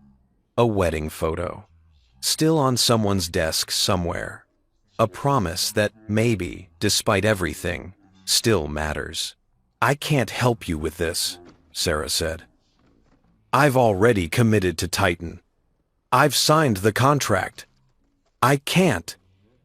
I'm not asking you to. You made the right choice. Get out while you can. I stood up. But I need that server information. She hesitated, then pulled out her phone, texted me something. That's everything I have. Domain, registration details, what little I could find about the hosting service. She looked up at me. David, be careful. Victoria might not want to be saved. And people who don't want to be saved, they fight the hardest against the people trying to help them. I left Sarah at the coffee shop and walked. I didn't have a destination. I just needed to move, to think, to figure out if I was about to make the bravest decision of my life, or the stupidest. My phone rang. Unknown number again. I answered. David Morrison. It's me. Victoria. Her voice was different than I'd ever heard it. Smaller. Uncertain. Human. Please, don't come back, she said. Whatever my father told you, whatever promises he made, don't believe them. You're better off where you are. Why do you care? Because... She stopped. I could hear her breathing. Because you deserved better than what I gave you, and I don't want to make it worse. Is Marcus there with you? Silence. Victoria, is Marcus there? He's at the office. I'm at the apartment. Our apartment. Another pause. There's a box of your things by the door. I packed them. You should come get them. I don't care about things. I know. That's what makes this so hard. Visual. A woman sitting alone in an empty apartment, surrounded by success, drowning in it. Tell me the truth, I said, about Vanguard partners, about Marcus, about why you really fired me. I can't, or won't. Can't, or won't. Can't, can't, can't, can't, can't, can't, can't, can't, can't, can't, can't, can't. Does it matter? It matters to me. I could hear her crying now. Actually crying. I'd been married to Victoria Chen for 5 years, and I'd never heard her cry. "I'm sorry," she whispered. "For everything. For all of it. You should hate me." "I should." I agreed. "But you don't." "No." "Why not?" I looked up at the sky. Gray clouds gathering. Another storm coming. "Because I remember who you were when no one was watching. Before the armor. Before the walls." I close my eyes, and I keep hoping that person is still in there somewhere. She's not. I killed her a long time ago. "I don't believe you." "Then you're a fool." "Probably." Victoria laughed. It was a broken sound. "Robert's going to destroy me. The Vanguard contract, the audit, all of it. And you're going to help him because it's the smart play. Because I fired you and you owe me nothing. Is that what you think?" "That's what I would do if I were you." "I'm not you." "No. You're better. You always were." Her voice steadied slightly. "Don't come back, David. Whatever you're thinking, don't. I'll survive this. I always do. But if you try to save me, you'll drown too. And I can't. I won't." The line went dead. Visual. A phone screen. Call ended. The silence that follows impossible choices. I stood there on the sidewalk, people streaming past me, the city moving at its relentless pace. And I realized something. This wasn't about Victoria. It had never been about Victoria. This was about the man I wanted to be, the person I saw when I looked in the mirror. I could be Robert's weapon, sharp, effective, profitable, or I could be something else, something harder, someone who helped even when it hurt, even when it was stupid, even when the person being saved fought against it. I pulled out my phone, made a call. James Chen answered on the first ring. "Have you decided?" "I'll do it," I said. "I'll come back. I'll try to fix this. But I have conditions." "I'm listening." "I need full access. Complete operational control. And I need Victoria to cooperate with the investigation into Marcus. No protection, no covers. If she wants to save Chen Dynamics, she has to be willing to burn the man who's destroying it. That won't be easy for her. It's not supposed to be easy. Redemption never is." A long pause. Then, "Deal. When can you start?" I looked at my watch. 4:47 p.m. In 17 hours, I was supposed to present the Vanguard pitch for Robert Sullivan. The pitch that would destroy Victoria's company and secure my position at Titan. "Monday morning," I said. "I'll handle Titan. You handle the board." I hung up. And then I did the hardest thing I'd done in my entire life. I called Robert Sullivan. Robert answered on the second ring. "David, tell me you're calling with good news about tomorrow's presentation." I took a breath, felt the ground shift beneath me one more time. "I'm calling to resign." Silence, the kind that feels like pressure building before an explosion. "Say that again," Robert said. His voice was very quiet. "I'm resigning from Titan Strategic Group, effective immediately. I appreciate the opportunity, but I can't." "You're going back to her." "Not a question. An accusation." "I'm going back to Chen Dynamics to try to fix." "To fix what? A company built on fraud? A woman who destroyed you?" His voice was rising now. "Do you understand what you're doing? Do you understand what this costs you?" "Yes." "I don't think you do. Let me spell it out." I could hear him moving, pacing probably. "You signed a contract with Titan 3 days ago. You have access to proprietary strategy, confidential client information, competitive intelligence. If you walk out that door and go to a direct competitor, I will sue you for breach of contract. I will sue you for theft of trade secrets. I will sue you so hard that you'll spend the next 5 years in depositions, and the next 10 years paying damages." Visual. Legal documents, litigation, a future measured in lawyer fees and regret. I understand the risk. Do you? Because I don't think you understand who you're dealing with. I've been playing this game for 30 years. I've destroyed people who were better positioned than you, smarter than you, better connected than you. His voice dropped to something colder. And they all made the same mistake you're making now. They thought they were special. Maybe that staked the special, that the rules didn't apply to them, that love or loyalty or some misguided sense of nobility would protect them. This isn't about love. Then what is it about? Because from where I stand, you're sacrificing everything. Your career, your financial future, your reputation to save a woman who embezzled from her own company and would absolutely throw you to the wolves the second it served her interests. I thought about Victoria's voice on the phone, broken, crying, "Don't come back. You'll drown too." "It's about being able to look at myself in the mirror," I said. Robert laughed. It was a harsh sound. "Nobility. Christ, you really are a fool." "Maybe." "There's no maybe about it. You're walking away from the opportunity of a lifetime. CEO of a major consulting firm, equity, resources, a chance to prove yourself at the highest level. And for what? To clean up Victoria Chen's mess? To play white knight for someone who doesn't want to be saved? She has 40 employees who don't deserve to lose their jobs because of decisions they didn't make. Those employees will be fine. They're talented. They'll find new positions. Better positions, probably, at companies that aren't run by criminals." Robert's voice sharpened.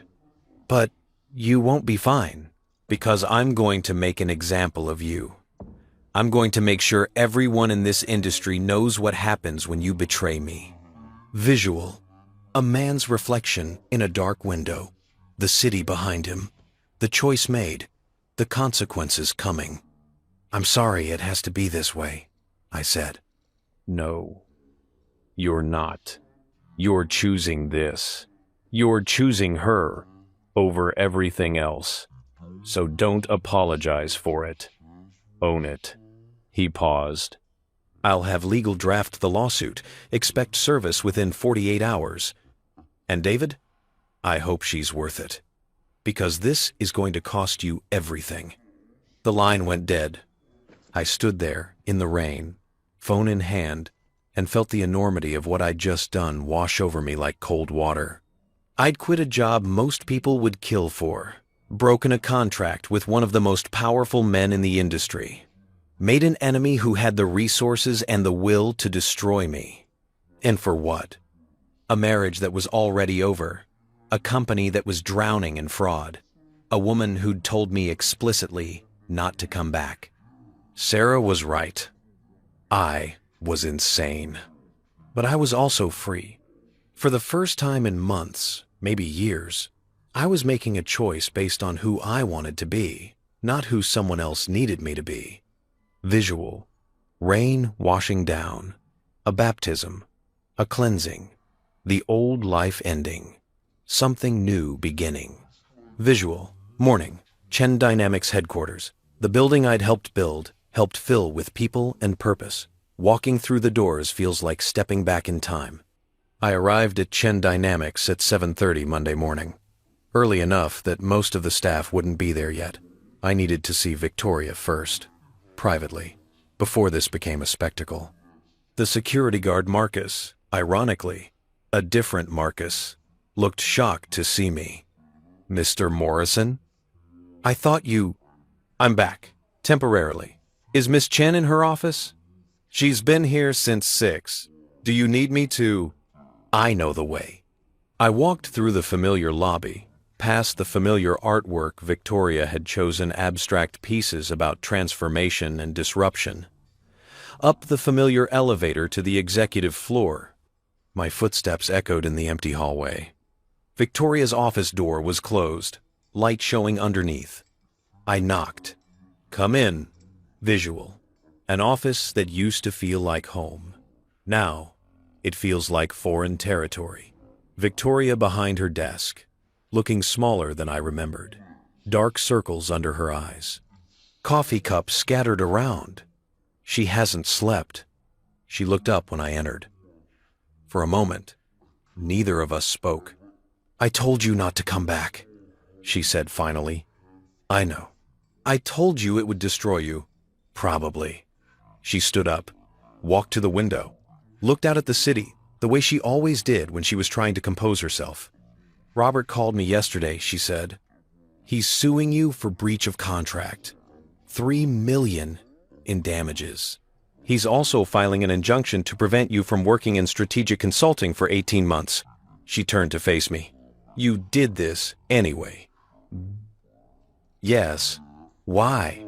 Such a simple question. Such a complicated answer. Because 40 people don't deserve to lose their jobs because we made bad choices. Because your father asked me to help. Because I stopped. Started over. Because I needed to know if the woman I married was still in there somewhere, under all the armor. Victoria's eyes were wet. She blinked rapidly, trying to control it, failing. "She's not. I told you. I killed her. I don't believe you." "You should." She walked back to her desk, pulled out a folder, handed it to me. "This is the full audit report. Preliminary findings. It's worse than you think." I opened the folder, read, felt my stomach drop. The embezzlement was broader than Sarah had documented. Not just the Strategic Development Fund. There were vendor kickbacks, inflated consulting fees, personal expenses, charged to client accounts. Over 18 months, nearly $2 million had been misappropriated. And every single transaction had Victoria's signature. Visual. Documents spreading across a desk. Red ink. Highlighted sections. A case built from paper. And betrayal. "Marcus did this," I said. "Marcus authorized some of it. I authorized the rest." "Victoria, I'm not going to lie to you. Not anymore." She sat down heavily. "When Vanguard Partners came to me 4 years ago, I was desperate. The company was failing. I'd burned through my father's investment. I had no options. They offered me $3 million, and I took it without reading the fine print. The 15% interest. The personal guarantees. The penalty clauses. The acceleration provisions. The fact that if I missed a single payment, the entire debt came due immediately." She laughed bitterly. "I thought I was so smart. Thought I could manage it. Build the company fast enough to pay them back. But you couldn't." "No. The first 2 years were fine. Business was good. I was making payments. Everything was under control. But then we started scaling too fast. We took on projects we weren't ready for.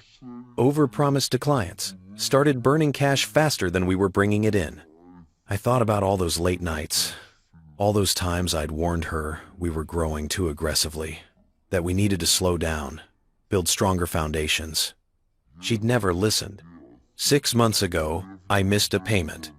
Victoria continued. "Vanguard sent Marcus. Not as punishment as insurance.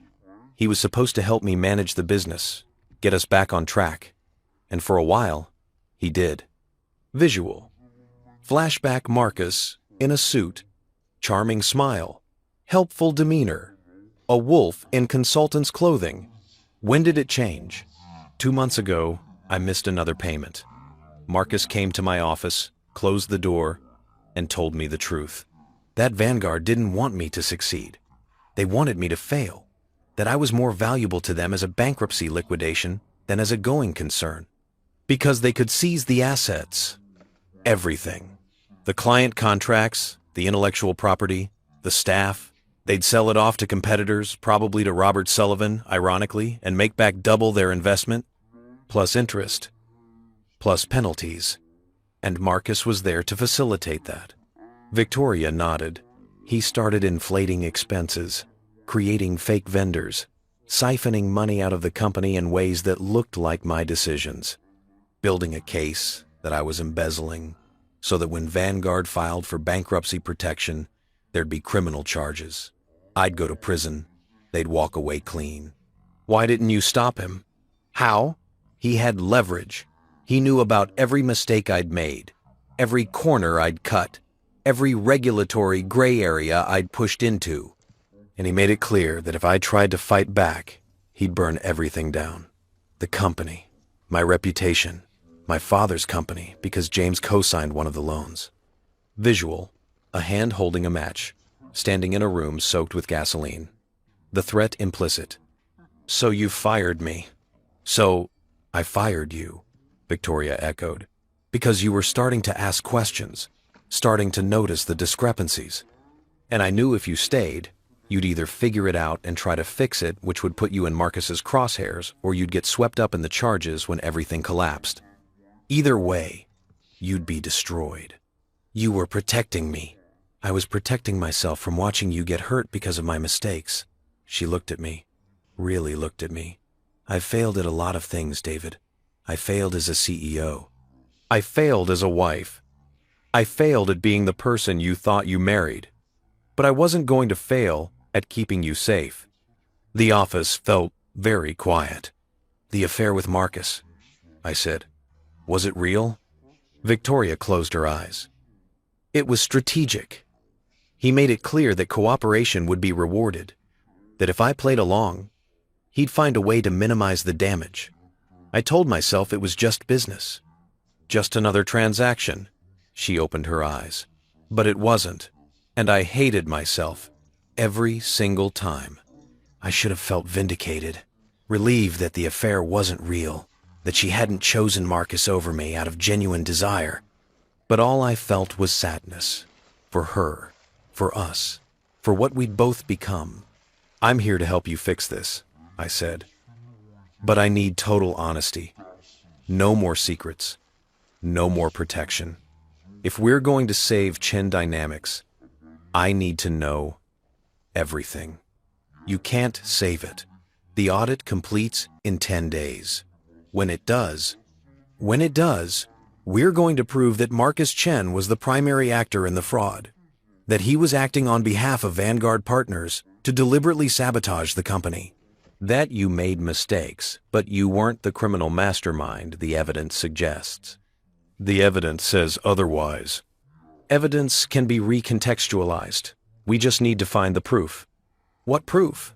I pulled out my phone, showed her the information Sarah had sent. Marcus has been using a private email server, supposedly for strategic client communications.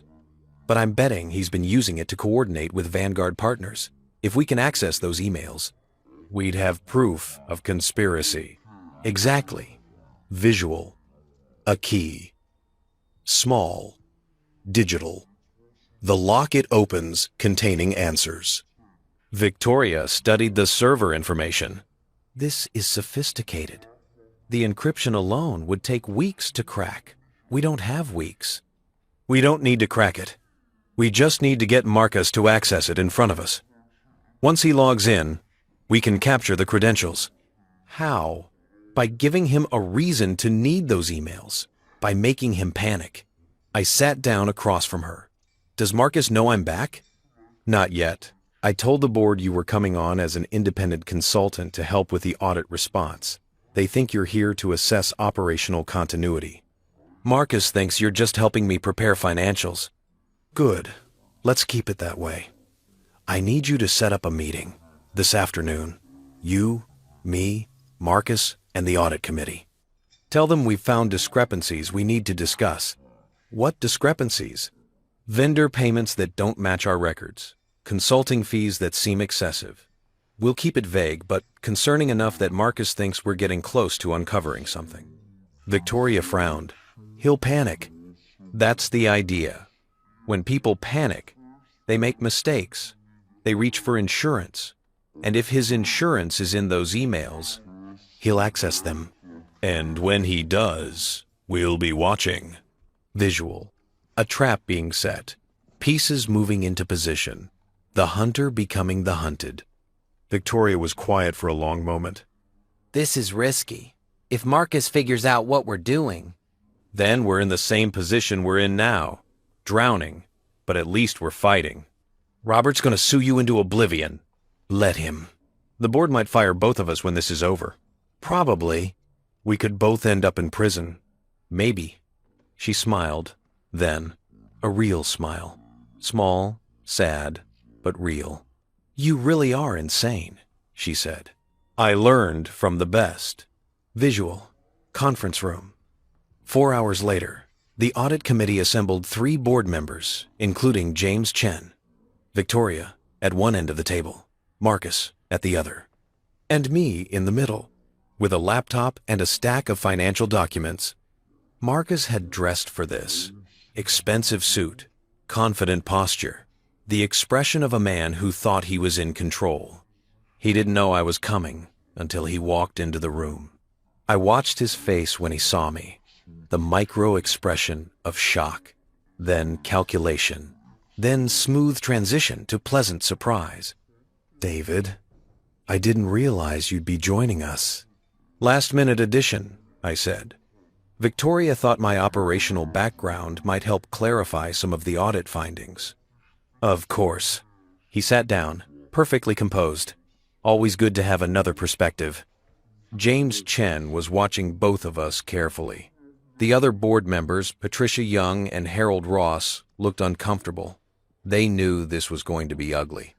I opened my laptop, pulled up a spreadsheet. I've been reviewing the preliminary audit findings, I said. And I've noticed some concerning patterns in our vendor relationships. Specifically, consulting fees paid to external firms over the past 18 months. I displayed the spreadsheet on the screen, highlighted 3 vendor names: Apex Strategy Consulting, Meridian Advisory Group, Vanguard Solutions. I looked at Marcus. These 3 firms received a combined $840,000 in consulting fees. Can you help me understand what services they provided? Marcus didn't blink. Of course. Apex handled market research for the Vanguard Industries contract. Meridian did competitive analysis for several client pitches. And Vanguard Solutions provided specialized expertise in corporate restructuring. Interesting. I clicked to another screen. Because I can't find any deliverables from these firms in our project files. No reports, no presentations, no documentation of any kind. The work was integrated into our internal deliverables, Marcus said smoothly. We don't typically maintain separate documentation for sub-consultant contributions. That's unusual. Our standard practice is to maintain detailed records of all external consulting work. I looked at Victoria. Isn't that right? She nodded. Every external consultant should have a paper trail. Proposals, statements of work, deliverables, invoices. Exactly. So, I did some digging. I pulled up another screen. Corporate registration documents. Apex Strategy Consulting was incorporated 6 months ago, filed in Delaware. The registered agent is a corporate services company that specializes in shell corporations. Marcus's jaw tightened slightly. Many consulting firms use Delaware for tax purposes. True, but Apex has no website, no LinkedIn presence, no client testimonials. And according to the Delaware database, they've never filed an annual report. I paused. It's like they don't actually exist. Visual. Marcus's hands, clenching slightly. The first crack in the armor. I'd have to review the vetting process. I already did. I pulled up emails. The engagement with Apex was approved by you. Sole signature. No competitive bids. No vetting committee review. Just a direct contract for $280,000. That was within my authorization limits for strategic consulting. It was. But here's what's interesting. The payment didn't go to Apex Strategy Consulting. I showed the bank records. It went to an account at First Caribbean International Bank, routed through 2 intermediary accounts. And the final destination? I looked directly at him. An account registered to Vanguard Partners. The room went silent. Marcus's face was very still. That's impossible. There must be an error in the routing. No error. I had our bank pull the complete transaction history. Every payment to these 3 consulting firms ended up in accounts controlled by Vanguard partners. I sat back. So either you were incompetent in your vetting process, or you were deliberately funneling money to Vanguard. Which is it? Harold Ross leaned forward. Marcus, is this true? I need to review the documentation. We have the documentation, Victoria said quietly. All of it. Every fake vendor, every inflated invoice, every transaction that went to Vanguard instead of legitimate consulting services. This is absurd. I was trying to help the company. By stealing from it? James Chen's voice was ice. By creating a paper trail that implicates my daughter in fraud? Visual. A man cornered. Options narrowing. The moment before the strike. Marcus stood up. I don't have to sit here and be accused. Sit down, James said. We're not done. I'm calling my lawyer. Good idea. You're going to need one. James pulled out his phone. Because I'm calling the FBI. And they're going to be very interested in Vanguard Partners' asset recovery practices. Marcus looked at Victoria. You stupid bitch. You have no idea what you've done. Vanguard is going to find themselves under federal investigation for fraud, money laundering, and racketeering. I said calmly, and you're going to be their star witness, assuming you want to cooperate. Marcus's face was pale now. He reached for his phone, and I watched him unlock it, watched him open his email app, watched him navigate to a private server. And I watched our IT consultant sitting in a van outside the building capture every credential he entered. Visual. A screen. Code scrolling. Access granted. The vault opening. Meeting adjourned, James said. Marcus, you're suspended pending the outcome of the investigation. Security will escort you from the building. You can't. I can. And I am. James stood. David, Victoria, my office, now. Marcus looked at me as security arrived, and I saw it in his eyes. The realization that he'd been played, that every word, every accusation, every piece of evidence, it was all designed to make him panic, to make him reach for his insurance, and in doing so, hand us the keys to his kingdom. Visual. A man being escorted out. Box of personal belongings. Career. Ending in disgrace. The hunter. Caught in his own trap. Victoria touched my arm as we left the conference room. We did it, she whispered. We got the access. Now comes the hard part. What's harder than that? I looked at her. Proving you're worth saving. We had access to Marcus's email server by 8 p.m. By 9 p.m., we knew we'd found something bigger than corporate fraud. By midnight, we knew we'd stumbled into something that could destroy more than just Chen Dynamics. James Chen sat at the head of the conference table, reading glasses perched on his nose, scrolling through email after email. Victoria was to my left, her face pale in the laptop glow. I was in the middle. Our IT consultant, a woman named Riley, who James had brought in from his own company, working beside me to decrypt and organize the files. Jesus Christ, James muttered, reading something on his screen. Marcus wasn't just stealing from Chen Dynamics. What do you mean?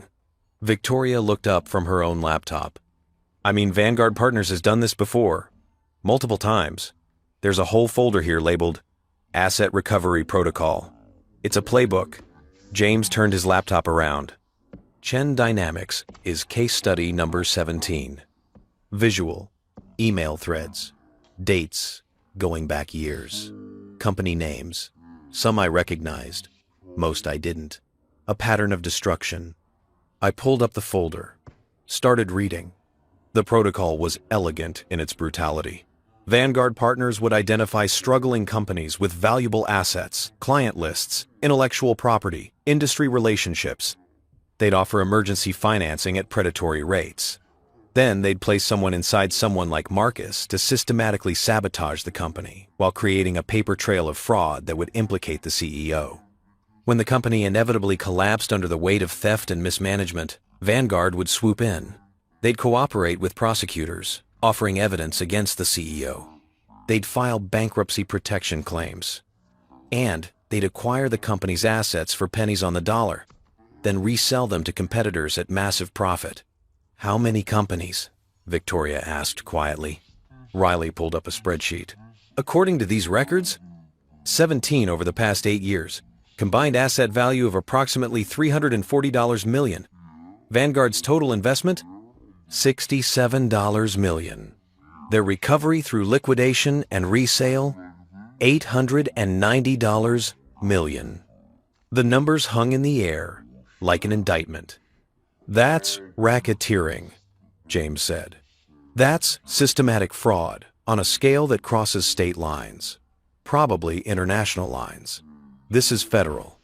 "This is more than federal," I said, reading through an email from someone named Richard Voss, apparently Vanguard's CEO. "Look at this." I put the email on the screen. From r.voss@vanguard-partners.com to m.chen@strategic-dev.net. Subject: Chen Dynamics. Timeline acceleration. Date: 3 weeks ago. Marcus. The board is getting impatient. Victoria Chen is proving more resilient than anticipated. We need to accelerate the timeline. Push harder on the expense inflation. Make it obvious enough that the audit catches it, but maintain her signature authority on everything.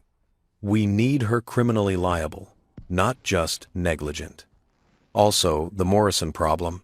You said he was removed, but I'm hearing he's consulting with Robert Sullivan at Titan. That's a potential complication. Sullivan knows our methods.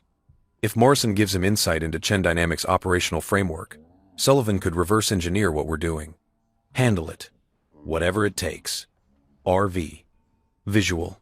Close up on the words. Handle it. Whatever it takes. The threat. Implicit. They wanted you gone too, Victoria said, looking at me. Not just from Chen Dynamics. From the industry. Because I knew how the systems worked, I could have helped someone figure out the fraud. I scrolled down. Found Marcus's response. There. Had all me. That quas. That is.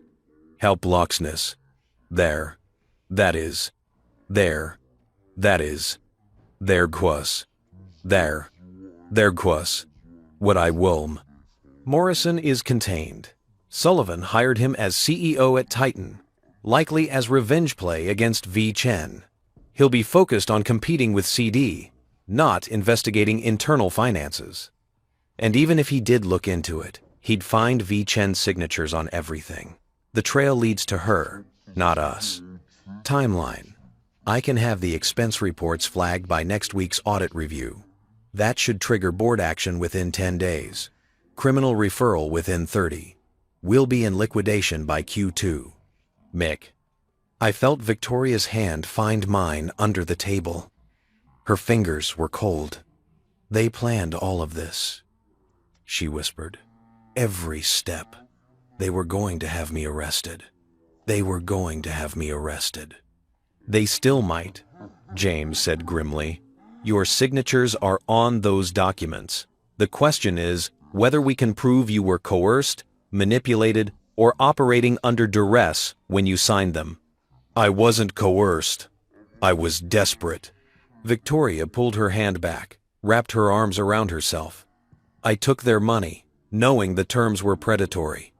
I signed off on expenses I should have questioned. I made every mistake they needed me to make. Under false pretenses, I said. Marcus presented himself as a strategic advisor. He was actually an asset recovery specialist. You didn't have informed consent. That's a legal argument. It's not the truth. Victoria looked at me. I need you to understand something. I'm not innocent here. I made bad choices. I cut corners. I prioritized growth over sustainability. Yes, Marcus exploited that. Yes, Vanguard weaponized my mistakes. But the mistakes were real. Visual. A woman facing herself in a window's reflection. The truth, painful but necessary. Riley cleared her throat. There's something else you should see. It's in a folder marked Insurance. She pulled it up. The folder contained recordings, audio files, dozens of them. What are these? James asked. Conversations between Marcus and Victoria, Riley said. Time-stamped. Dating back 6 months. My chest tightened. He recorded her? Everything. Every meeting. Every private conversation. Riley clicked on one file. Some of these are personal. Victoria's face went white. Don't, but Riley had already hit play. Victoria's voice filled the conference room. Tired. Defeated. I can't keep doing this, Marcus. The numbers don't work. The audit's going to find everything. Marcus's voice. Smooth. Reassuring. You let me worry about the audit. Just keep signing what I put in front of you. Trust me. I don't trust you. I don't trust anyone anymore. You trusted David. Look where that got you. A long pause. Then Victoria, her voice breaking.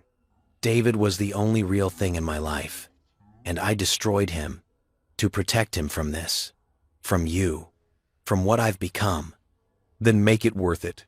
Sign the documents, keep the company running, and when this is over, you'll have enough money offshore to start fresh.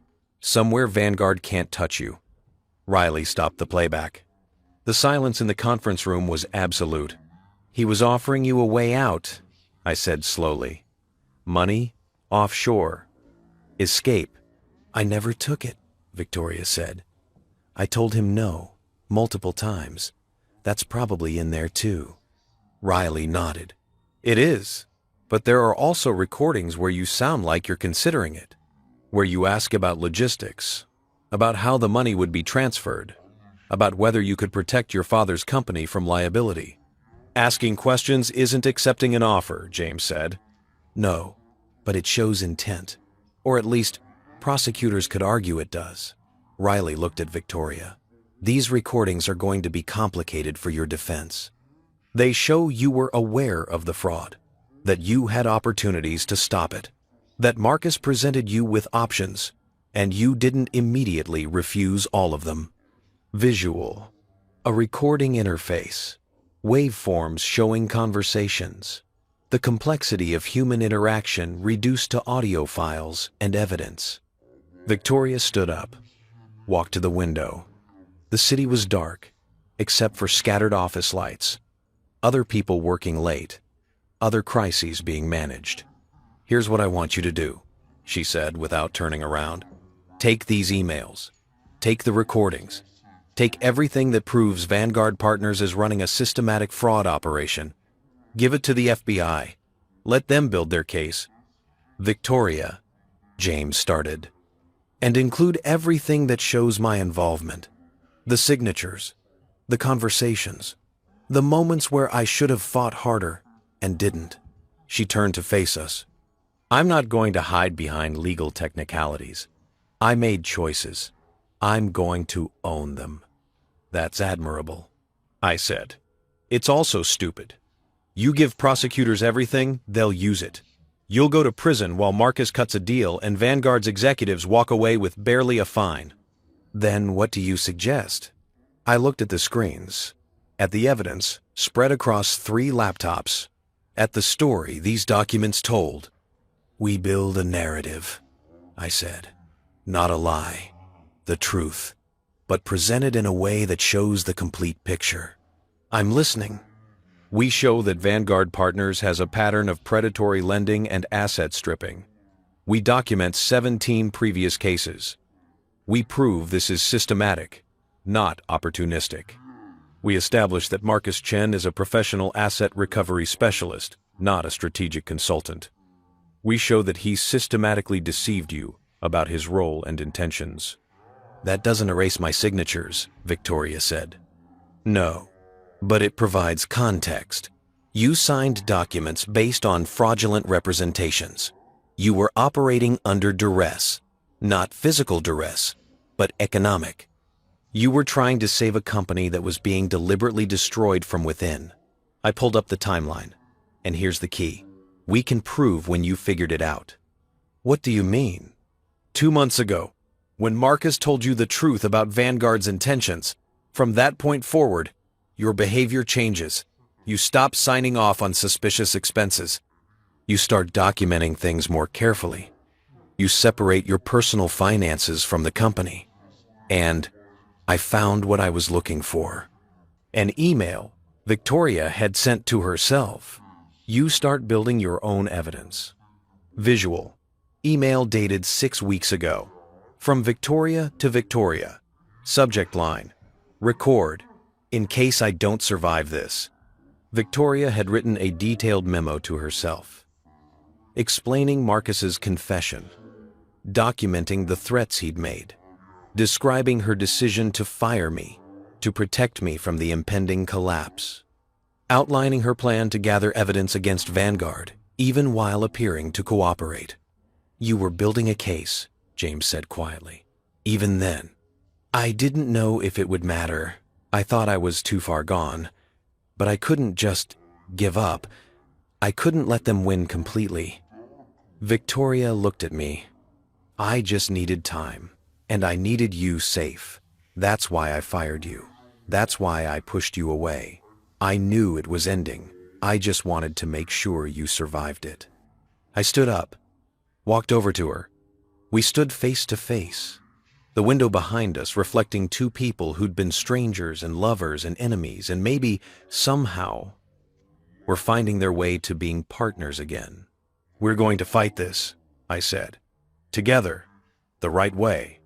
What's the right way? The truth. All of it. Including the parts that make you look bad, but presented with enough context that people can understand how you got here. I turned to James. We need a lawyer. The best criminal defense attorney in the state. Someone who specializes in white-collar fraud. I know someone, James said. Margaret Cross. She defended the Enron whistleblowers. She's expensive, but cost doesn't matter. Get her. And what do we do with this evidence in the meantime? Riley asked, gesturing at the laptops. We make copies. Multiple copies. Encrypted backups in different locations. Then we package everything, the emails, the recordings, the financial documents, into a comprehensive report. Timeline, pattern analysis, clear documentation of Vanguard's systematic fraud. And then we decide who gets it first. FBI, SEC, the press. I looked at Victoria. That's your call. Visual. A woman at a crossroads. The weight of the decision visible in her posture. The FBI, Victoria said. If we go to the press first, it looks like we're trying to manipulate public opinion. If we go to the SEC, it becomes about regulatory violations, not criminal fraud. The FBI can coordinate with both. They can build a RICO case against Vanguard. They can protect the other companies who've been targeted. They can also arrest you, James warned. Maybe. Probably. Victoria's voice was steady now. But at least I'll know I did the right thing in the end. My phone buzzed. I glanced at it. Email from Robert Sullivan's attorney. Subject line, formal notice breach of contract litigation. I deleted it without reading. David? Victoria had seen my face. What is it? Nothing important. Robert's suing you. Yes. For how much? $3 million, plus injunction preventing me from working in strategic consulting. That's... Victoria looked stricken. You can't afford that. Your savings, the equity you gave up at Titan. You'll be bankrupt. Probably. Why are you smiling? Because 2 weeks ago, I would have cared, would have been terrified, would have thought my life was over. I looked at the evidence on the screens, at the chance to do something that actually mattered. Now, I'm realizing there are things more important than money. Visual. A man and woman, separated by mistakes in time, connected by something harder to name.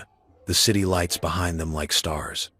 James was making calls, setting up a meeting with Margaret Cross for first thing tomorrow, coordinating with federal prosecutors he knew from his own business dealings, building the framework for what came next. Riley was organizing the evidence, creating the master timeline, making sure everything was documented, verified, defensible. And Victoria and I stood by the window, looking out at the city that had been our battlefield and our home. "I'm sorry," she said quietly, "for all of it, for firing you, for not trusting you with the truth, for thinking I had to protect you by pushing you away.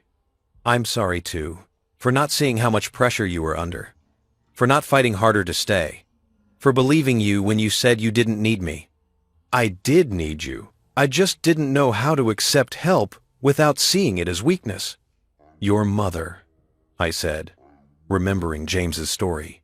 "You learned early that needing people means losing them. That's not an excuse. No, but it's an explanation. And maybe, eventually, it can be a reason to try again." She looked at me. "Try what?" "Being people who trust each other, who tell the truth even when it's hard, who don't run from problems by pushing away the people who care about them. I don't know if I know how to do that. Neither do I. But we can learn." Visual. 2 hands, almost touching. Not quite. The space between them, charged with possibility. "Mr. Morrison," Riley's voice interrupted, "you should see this." I walked back to the table. She'd pulled up another email. This one, sent from Marcus to Richard Voss just yesterday, after the meeting where we'd confronted him. From m.chen at strategic-dev.net to r.voss at vanguard-partners.com. Subject: Urgent Containment Protocol. Yesterday, 6:47 p.m. They know. Morrison accessed my server during the board meeting. They have everything: emails, recordings, financials. Victoria's going to flip.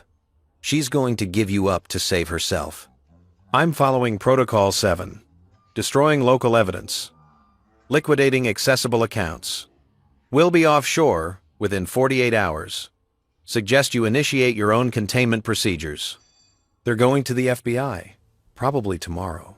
You have maybe 24 hours before federal agents start asking questions. Good luck. I'm out. MC.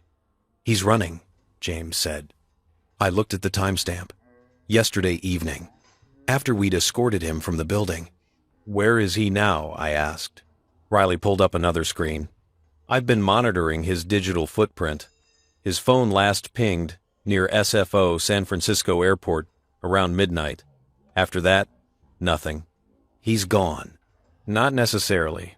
I flagged his passport with a contact at TSA. If he tries to leave the country, they'll detain him for questioning. James pulled out his phone.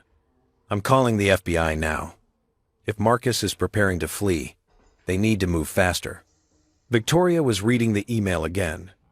Protocol 7. What's that? Riley searched through the files. Found a document. Opened it. Protocol 7 emergency extraction. To be initiated when asset recovery operation is compromised and criminal prosecution is imminent. Step 1. Destroy all local evidence. Hard drives, paper files, physical devices. Step 2. Liquidate accessible accounts and transfer to offshore holdings. Step 3. Cease all communication with Vanguard partners. Step 4. Exit jurisdiction using pre-established identity documents. Step 5. Relocate to designated safe country. No extradition treaty with U.S. They planned for this, I said. They knew eventually someone would figure it out. So, they built escape hatches. Which means Vanguard's executives are probably initiating their own protocols right now, Victoria said. Moving money. Destroying evidence. Preparing to disappear. James was on the phone, speaking rapidly to someone at the FBI. When he hung up, his face was grim. They're sending agents now. to Marcus's apartment, to Vanguard's offices, to the airport. But we might be too late. I finished. We might be too late to catch Marcus, but we're not too late to expose what they did, to protect the other companies they're targeting, to make sure this doesn't happen to anyone else. Visual. Dawn breaking over the city. The night of revelation ending. The day of reckoning beginning. My phone rang. Unknown number. I almost didn't answer. Then something made me pick up. David Morrison. Mr. Morrison, this is Special Agent Sarah Chen, no relation with the FBI's Financial Crimes Unit. I understand you have information about Vanguard Partners and a systematic fraud operation? I do. How quickly can you get to our field office? I looked at Victoria, at James, at Riley, surrounded by evidence that could save some people and destroy others. We'll be there in an hour. Bring everything you have. And Mr. Morrison, you might want to bring a lawyer. For yourself. This is going to get complicated. She hung up. The conference room was very quiet. This is it, Victoria said. Once we hand this over, there's no taking it back. The FBI will investigate everyone, including me. They'll build their case. And wherever the evidence leads, wherever it leads. I agreed, but at least it leads to the truth. James started gathering laptops. Riley was creating encrypted drives. Victoria was calling her own attorney. And I stood there, watching the sun rise over a city that was about to discover that 17 companies had been systematically destroyed by predators in suits, including, almost, the one I'd helped build. The FBI's San Francisco field office smelled like stale coffee and bureaucracy. We sat in a conference room on the 7th floor. Victoria, James, our attorneys, and me. Across the table were 3 federal agents, Special Agent Sarah Chen, who'd called me that morning, her partner, Agent Michael Rodriguez, and someone from the Department of Justice named Catherine Walsh, who looked like she'd been doing this for 30 years and had seen every variation of corporate fraud humans could devise. Riley had stayed behind to maintain the digital chain of custody. We'd brought physical copies of everything, printed emails, financial records, audio transcriptions. 5 boxes worth of evidence documenting 8 years of systematic corporate destruction. Agent Chen was reading through the timeline I'd prepared. Her face gave nothing away. Let me make sure I understand this correctly, she said finally. You're alleging that Vanguard Partners, a registered investment firm with $400 million in assets under management, has been running a coordinated fraud operation targeting struggling companies across multiple states. Yes, I said, and that they've done this 17 times over 8 years, generating approximately $800 million in fraudulent profits. $890 million, according to their own records. And your evidence for this is... She gestured at the boxes. Emails and recordings obtained from a computer server belonging to Marcus Chen, who was employed at Chen Dynamics as Vice President of Strategy. Correct. A server you accessed without a warrant, without permission, using credentials obtained through what amounts to social engineering. Visual. The attorney beside Victoria Margaret Cross, sharp-eyed and 60 leaning forward. My client was CEO of Chen Dynamics, Margaret said. She had authority over all company systems and employees. Marcus Chen's use of a private server for company business was a violation of corporate policy. Miss Chen had every right to investigate potential misconduct by her employees. And Mr. Morrison's access? Agent Chen looked at me. Mr. Morrison was serving as an independent consultant to Chen Dynamics at the time, Margaret continued, brought in specifically to assess operational and financial irregularities. His investigation was conducted under corporate authority and for legitimate business purposes. It was a good argument. Whether it would hold up in court was another question. Catherine Walsh from Justice leaned back in her chair. Let's set aside the admissibility issues for a moment. Walk me through how this operation supposedly works. Visual. Flashback montage, companies failing, money exchanging hands, executives being arrested, the pattern repeating. I stood up. Went to the whiteboard. Started drawing the cycle. Vanguard identifies a struggling company with valuable assets, I said, drawing a circle. Usually a firm with strong client relationships, intellectual property, or industry positioning, but weak cash flow or management problems. Like Chin Dynamics, Agent Rodriguez said. Like Chin Dynamics. They approached the CEO with an emergency loan, predatory terms, 15% interest, personal guarantees, acceleration clauses. But when you're desperate, when the alternative is bankruptcy, you take it. I drew an arrow to the next phase. For the first year, maybe two, everything seems fine. The company stabilizes. The CEO makes payments. Vanguard appears to be a legitimate investor. But then I drew another arrow. They plant someone inside, Marcus Chen in our case. These people present themselves as consultants, advisors, strategic hires, but they're actually asset recovery specialists. And their job is what? Walsh asked. Sabotage. They inflate expenses, create fake vendors, siphon money out of the company in ways that appear to be authorized by the CEO. They build a comprehensive paper trail showing embezzlement. Victoria was staring at her hands. This was her life I was describing. Her failure, weaponized. When the company inevitably starts missing loan payments, I continued, Vanguard doesn't negotiate. They accelerate. The full debt comes due immediately. The CEO can't pay. The company enters financial crisis. I drew the final phase. Then comes the extraction. The planted insider discovers the fraud. They cooperate with prosecutors, providing evidence that the CEO was embezzling. The CEO gets arrested. Vanguard files bankruptcy protection claims. They seize the company's assets, clients, IP contracts, and sell them to competitors at massive profit. The CEO goes to prison. Vanguard walks away clean, having made 3 to 4 times their initial investment.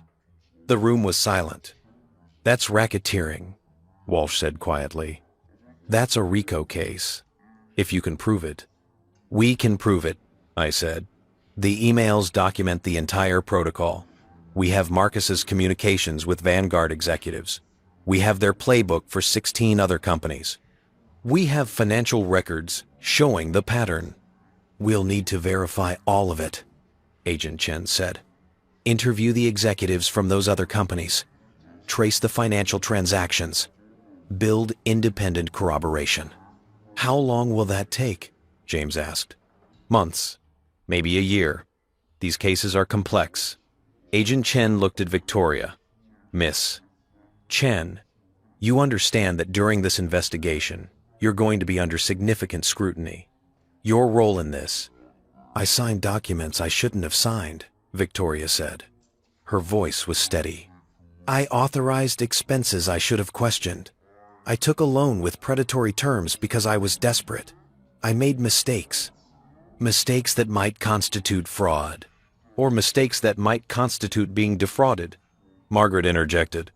Miss Chen was operating under false pretenses. Marcus Chen misrepresented his role, his intentions, and his authority. She was a victim of systematic manipulation. Visual. 2 narratives. 2 ways of seeing the same facts. The space between victim and perpetrator narrower than anyone wants to admit. That's for prosecutors to determine, Walsh said. But I'll be frank with you, Miss Chen. Your cooperation will be crucial to this case. If you're willing to testify against Vanguard, to provide insight into how they operated, to help us understand the manipulation tactics they used, that weighs in your favor. I'll testify, Victoria said immediately. I'll tell you everything. How they approached me, what they promised, how Marcus systematically isolated me and created the appearance of embezzlement, all of it. Even the parts that make you look culpable? Especially those parts, because that's how they work, isn't it? They blur the line between victim and perpetrator. They make you complicit just enough that you can't expose them without exposing yourself. That's the trap. Agent Chen was writing something. We'll need to interview Mr. Chen, Marcus Chen. Do you know his current location? We believe he fled, I said. His last known location was near SFO around midnight yesterday. He sent an email to Vanguard saying he was initiating Protocol 7, their emergency extraction procedure. We flagged his passport, James added. Your people should have detained him if he tried to board an international flight. Rodriguez was already on his phone, checking something. He looked up. No hits on the passport flag. Either he hasn't tried to leave, or he's using a different identity. The protocol document mentioned pre-established identity documents, I said. Vanguard prepared for this scenario. They probably have multiple exit strategies. Visual, airport security footage, crowds of people. Any one of them could be Marcus with a different name, a different face in the system. What about Vanguard's executives? Victoria asked.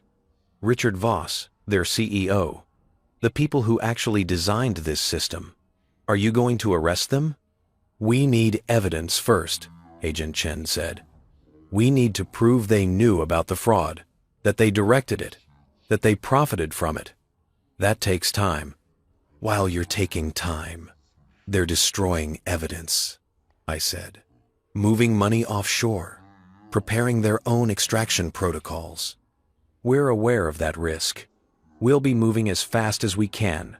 Search warrants for Vanguard's offices, freeze orders on their accounts, interviews with their executives and employees. But this is federal process.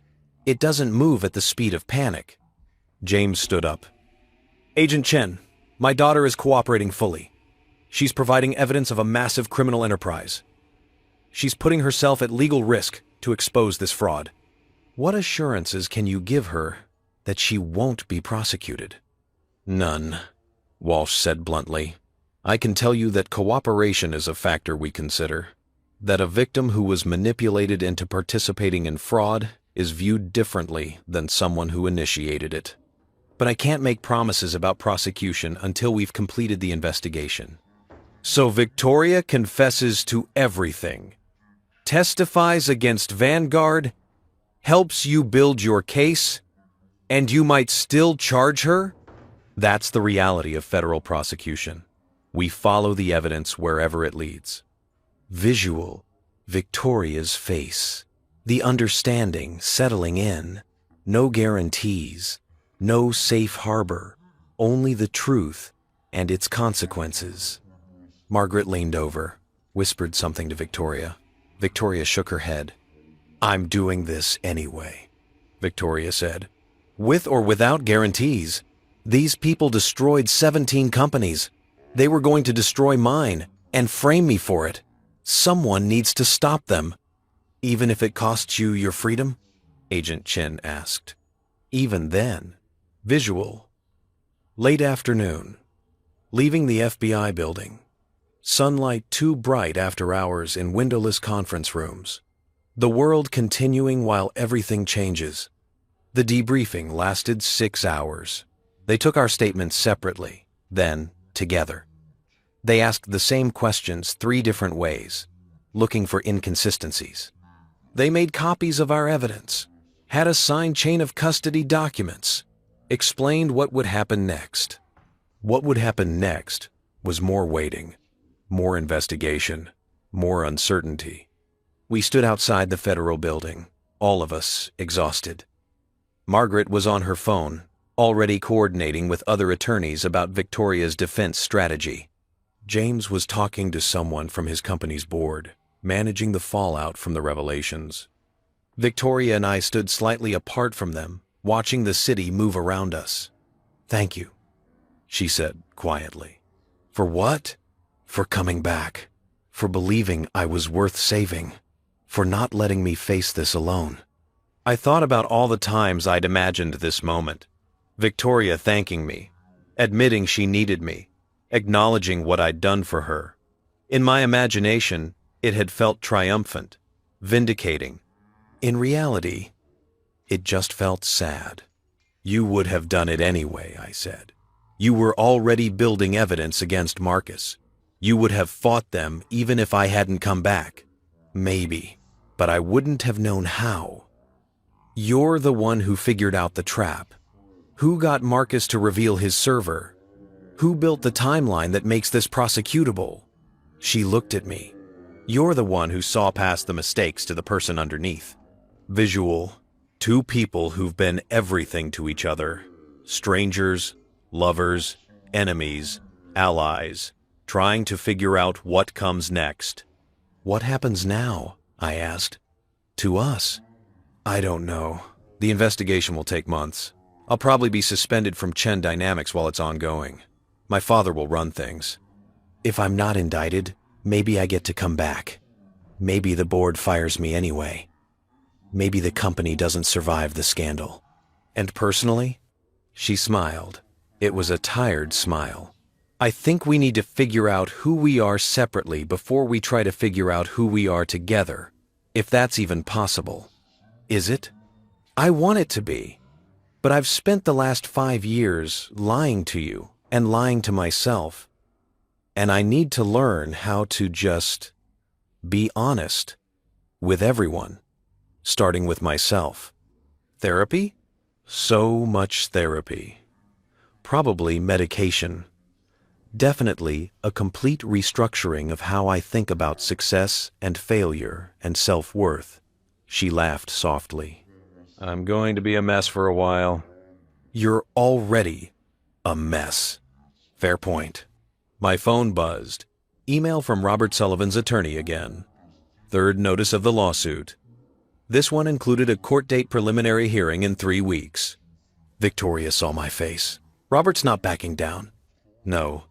3 million in damages. That's everything you have. Everything I had. I gave up equity at Titan when I quit. My savings won't cover 1/10 of this. I put the phone away. I'll probably have to declare bankruptcy. David. It's fine. Money isn't everything. I've learned that recently. I looked at her. From someone who had all the money in the world and was still drowning. That's not fair. No. But it's true. Visual. The city stretching out before them. 40 stories of steel and glass, built on foundations that look solid but sometimes crumble. James finished his phone call, walked over to us. Margaret wants to meet tomorrow to start preparing your testimony. The FBI is going to want detailed statements about every interaction with Marcus, every document you signed, every conversation you had with Vanguard representatives. I'll be there, Victoria said. And David, James turned to me. I owe you an apology. I manipulated you into coming back. I used your feelings for my daughter to try to solve a problem I should have prevented in the first place. You were trying to protect your family. I was trying to control a situation that was out of control, and I put you in an impossible position. Now you're facing bankruptcy because of my daughter's mistakes and my failure to stop them earlier. He pulled out an envelope. This won't fix it, but it's a start. I opened the envelope. It was a check from Chen Industries, James's company, made out to me for $3 million. I can't accept this, I said. It's not charity. It's payment for services rendered. You saved Chen Dynamics. You exposed a massive fraud operation. You prevented my daughter from going to prison. That's worth considerably more than $3 million. James's voice was firm. Take it. Pay off Robert's lawsuit. Start fresh, without that debt hanging over you. James, take it, David. Victoria's hand on my arm. Please, let us do this one thing right. Visual. A check. Small piece of paper. Representing freedom from one trap, while others still close in. I looked at the check. Looked at James. Looked at Victoria. And I folded it, put it in my pocket. Thank you, I said. Don't thank me. Just don't give up on her. On us. On the idea that people can change when they finally understand what they've been doing wrong. James looked at his daughter. She's trying. For the first time in her life, she's actually trying to be better, instead of just trying to win. Victoria's eyes were wet. Dad, I should have seen what was happening. Should have noticed you were drowning. I failed you when your mother died. I failed you again when you started Chen Dynamics. I'm not going to fail you this time. You didn't fail me. I failed myself. Then let's both do better going forward. Visual. A father and daughter. Years of distance. Trying to find their way back to each other. Margaret finished her call. Rejoined us. I've been thinking about the admissibility of the server evidence. We need to be prepared for Vanguard's attorneys to challenge how it was obtained. We followed corporate protocol, I said. You followed corporate protocol to access an employee's private server after suspending him. That's legally gray at best. We need to make sure everything else in our case is bulletproof. No more improvisation. No more clever traps. Everything by the book. Understood. Good. Because this case is going to be high profile. The press is going to love it. Predatory lenders, corporate fraud, a CEO fighting to clear her name. We need to control the narrative before it controls us. What does that mean? Victoria asked. It means we're going to tell your story. The whole story. Not the version where you're a victim with no agency. Not the version where you're a criminal mastermind. The complicated, messy, human version where you made mistakes and got exploited and are now trying to fix it. The truth. The truth. Margaret agreed. Which is always harder to sell than a simple narrative. But it's the only thing that actually holds up under scrutiny. Visual. Evening. The apartment Victoria and I used to share. Boxes still by the door from when she packed my things. Neither of us living here now, but both of us standing in it, like ghosts, visiting our former life. I'd agreed to help Victoria pack. She was moving out, giving up the lease, starting over in a smaller place, something she could actually afford while unemployed and under federal investigation. We moved through the rooms in silence, taking down pictures, wrapping dishes, dismantling the life we'd built together. Do you remember when we first moved in here? Victoria asked. She was holding a coffee mug. I'd bought her something silly with a quote about coffee being life's operating system. You said it was too big, that we didn't need this much space. But you wanted the extra bedroom for an office, for when we both brought work home. She smiled sadly. We spent so many nights in that office, working side by side. I don't think I appreciated that enough. I don't think either of us appreciated anything enough. We were too busy building the future to notice the present. Visual. Montage of memories. Younger versions of them laughing, working, being together. The ghosts of who they were. If we could go back, Victoria said, what would you change? Everything.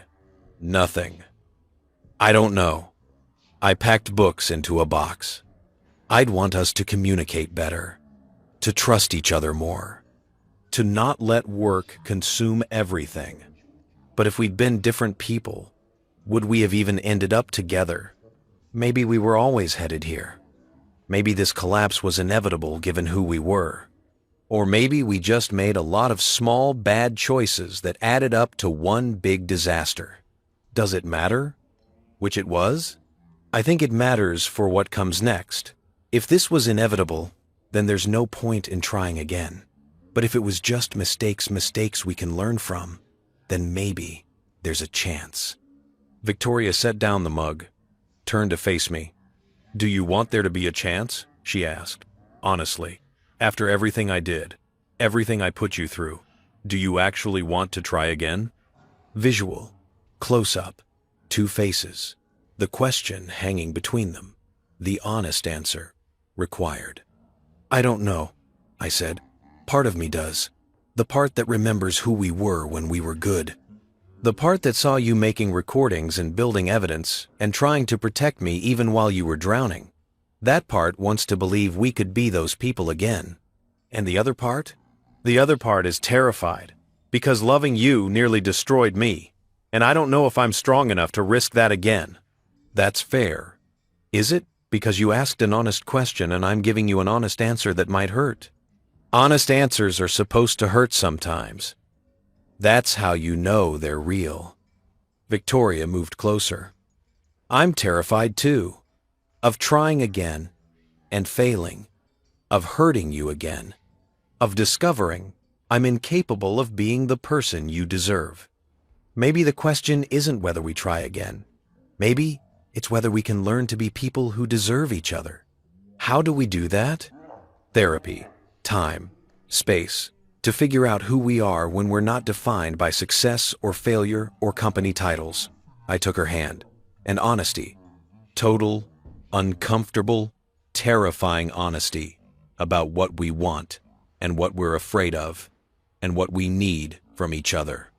Starting now, Victoria took a breath. I'm afraid that I'm fundamentally broken.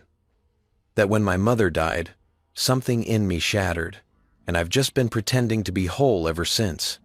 And I'm afraid that no amount of therapy or time or good intentions will fix that. I'm afraid that I lose myself in other people's dreams, that I don't know how to build something for myself instead of building it for someone else. And I'm afraid that even if we try again, I'll just disappear into your vision again, and we'll end up right back here. Visual. Two people holding hands. Honest. Vulnerable. Terrified. And trying anyway. Those are big fears, Victoria said. Yeah.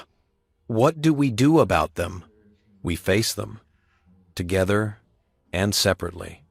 We get help. We do the work. And we accept that maybe it won't be enough. Maybe we're too damaged. Maybe love isn't enough to fix what's broken. But we try anyway. We try anyway. She kissed me then. Soft. Tentative. Like a question more than an answer. And I kissed her back. Not because I knew it would work. Not because I was certain about anything. But because some things are worth trying even when you know they might break your heart. The story broke 3 days after our FBI meeting. I found out the same way everyone else did, my phone exploding with news alerts at 6:47 a.m. I was in a hotel room downtown, the temporary space I'd been renting while Victoria and I figured out what trying actually meant in practice. Exclusive. FBI probes strategic consulting fraud scheme Wall Street Journal. Chen Dynamics CEO cooperates in massive Vanguard Partners investigation Bloomberg. Corporate loan sharks. How Vanguard Partners allegedly destroyed 17 companies. Business Insider. Someone had leaked, or the FBI had coordinated the announcements. Either way, the world now knew what we'd spent 3 days explaining in that conference room. My phone rang. Victoria, have you seen? I'm watching it now, I said. The hotel TV was on CNN. A financial reporter was breaking down the allegations, using graphics to show Vanguard's alleged pattern of predatory lending and asset stripping. They're saying I'm a victim and a perpetrator, Victoria said. Her voice was strained. That I knowingly signed fraudulent documents. That I was manipulated, but also complicit. That's what Margaret told them to say. The complicated truth. The truth is destroying my reputation. I watched the screen. They were showing old footage of Victoria at industry conferences. Confident. Commanding. The chyron beneath read, Chen from rising star to federal witness. Your reputation was already destroyed, I said gently. This is the rebuilding.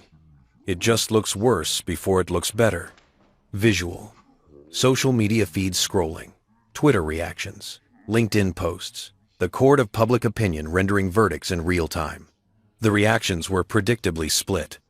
Half the comments were sympathetic stories from other CEOs who'd faced predatory lenders, recognition of how manipulation worked, support for Victoria's cooperation with federal investigators. The other half were brutal. Calls for her to be arrested, accusations that she was playing victim to avoid consequences, speculation about her relationship with Marcus, about Chen Dynamics' other clients, about everything. My father wants me to give a statement, Victoria said. Margaret says I should stay silent until the investigation completes. What do you think? I think you should tell Margaret about the death threats. Silence on the line. Victoria, tell me you've reported the death threats. They're just internet trolls. People hiding behind anonymous accounts saying horrible things. It doesn't mean. It means you need security. Now. I was already getting dressed. Where are you? At my father's house. He insisted I stay here while this plays out. Good. Stay there. Don't go anywhere alone. I'm serious. Visual. Close-up of threatening messages on a phone screen. Anonymous hatred made visible. Visual. Midday. FBI field office again. Agent Chen's expression, grave. The FBI had called an emergency meeting. Margaret and I arrived together. Victoria was staying at her father's estate with private security that James had hired. We have a development, Agent Chen said without preamble. Marcus Chen was apprehended this morning in Vancouver. Canadian authorities detained him at the border trying to enter from the U.S. He was in Canada this whole time? I asked. He flew to Seattle using his real passport, then drove north, used a different identity to try to cross into Canada, probably planning to continue on to a country without an extradition treaty. But the border agents flagged the false documents. Is he talking? Margaret asked. Not yet. He's requested an attorney and is fighting extradition, but we expect to have him back in U.S. custody within the week. Agent Chen pulled up something on her laptop, which brings us to the second development. Vanguard Partners filed for bankruptcy protection this morning. The room went very still. They're claiming insolvency, Agent Rodriguez added. Says their assets have been frozen by federal investigation and they can't meet their obligations. It's a defensive move trying to shield their executives from civil liability. What about criminal liability? I asked. That's where it gets interesting. Catherine Walsh from Justice entered, looking like she hadn't slept. We executed search warrants on Vanguard's offices yesterday. Found extensive evidence of the fraud operation, more than what you provided. Internal memos, financial projections, even performance reviews for their asset recovery specialists, rating them on how effectively they bankrupted target companies. Visual, boxes of evidence being wheeled out of offices, FBI raid footage, the machinery of justice grinding forward. But when we went to arrest Richard Voss and the other executives this morning, they were gone. Offices cleaned out, personal residences empty. We believe they initiated their own extraction protocol sometime in the last 48 hours. They ran, Margaret said. They ran. We've issued federal warrants, contacted Interpol, frozen what accounts we could find. But people with $800, million in offshore assets, and years to plan their escape, they know how to disappear. I thought about Protocol 7, about how Vanguard had designed this entire operation with an escape hatch. They'd known eventually someone would expose them. They just wanted to profit as much as possible before it happened. What does this mean for the victims? I asked. The 17 companies Vanguard destroyed? It means recovery is going to be nearly impossible. Bankruptcy court will try to claw back what assets remain, but most of the money is gone. Offshore, untraceable. Walsh looked at Margaret. It also means Miss Chen's cooperation is more valuable than ever. Marcus Chen and his testimony might be our only path to proving the executive's direct involvement, which means Victoria remains a key witness, Margaret said. And a target, Agent Chen added. We've received credible threats against her. People connected to Vanguard's network who don't want her testifying. My blood went cold. What kind of threats? The kind we take seriously. We're arranging protective custody. Miss Chen will need to relocate to a secure facility until we can assess the threat level. For how long? However long the investigation takes. Months, possibly. Visual. A woman's face in a window. Freedom traded for safety. The cost of telling the truth. Visual. Evening. James Chen's estate. Armed security at the gates. A fortress built from necessity. I found Victoria in her father's study, staring at a blank legal pad. She looked up when I entered. They want to put me in witness protection, she said. I know. For months. Maybe longer. No contact with anyone except through FBI channels. No work, no company. Just waiting in some safe house while they build their case. It's to keep you alive. I know. She set down the pen. I'm going to lose Chen Dynamics. Even if I'm not indicted, even if I'm cleared of charges, the company can't survive this. Our clients are already leaving. The employees are panicking. My father's going to have to sell the assets just to cover the liabilities. I'm sorry. Don't be. I built it on a foundation of desperation and lies. This is what collapse looks like when you finally tell the truth. She looked at me. What about you? What happens to David Morrison after all this? I sat down across from her. I don't know. Robert's lawsuit is settled thanks to your father. But my reputation in the industry is complicated now. Some people see me as a whistleblower. Others see me as someone who betrayed his employer, broke his contract, chose personal loyalty over professional ethics. Are they wrong? No. I did all those things. I just think I did them for the right reasons. Visual, two people in a study lined with books about business and success, all those rules and frameworks, none of them prepared for this. I need to tell you something, Victoria said. Before I go into protection, before everything gets even more complicated. Okay, I love you. I've loved you since Austin, since that conference where you were smarter than your position and I was arrogant enough to think I could build something worthy of you. I loved you when we got married. I loved you when I fired you. I loved you even when I was destroying everything we built together. Her voice broke. She steadied it. And I need you to know that going into protection, spending months isolated, possibly losing everything I worked for, none of that scares me as much as the possibility that when this is over, when I'm finally free, you won't want to try anymore. I crossed the room, knelt in front of her chair, took her hands. I'm not going anywhere, I said. However long this takes, however complicated it gets, I'm here. You can't promise that.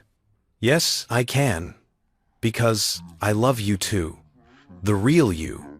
Not the CEO or the criminal or the victim.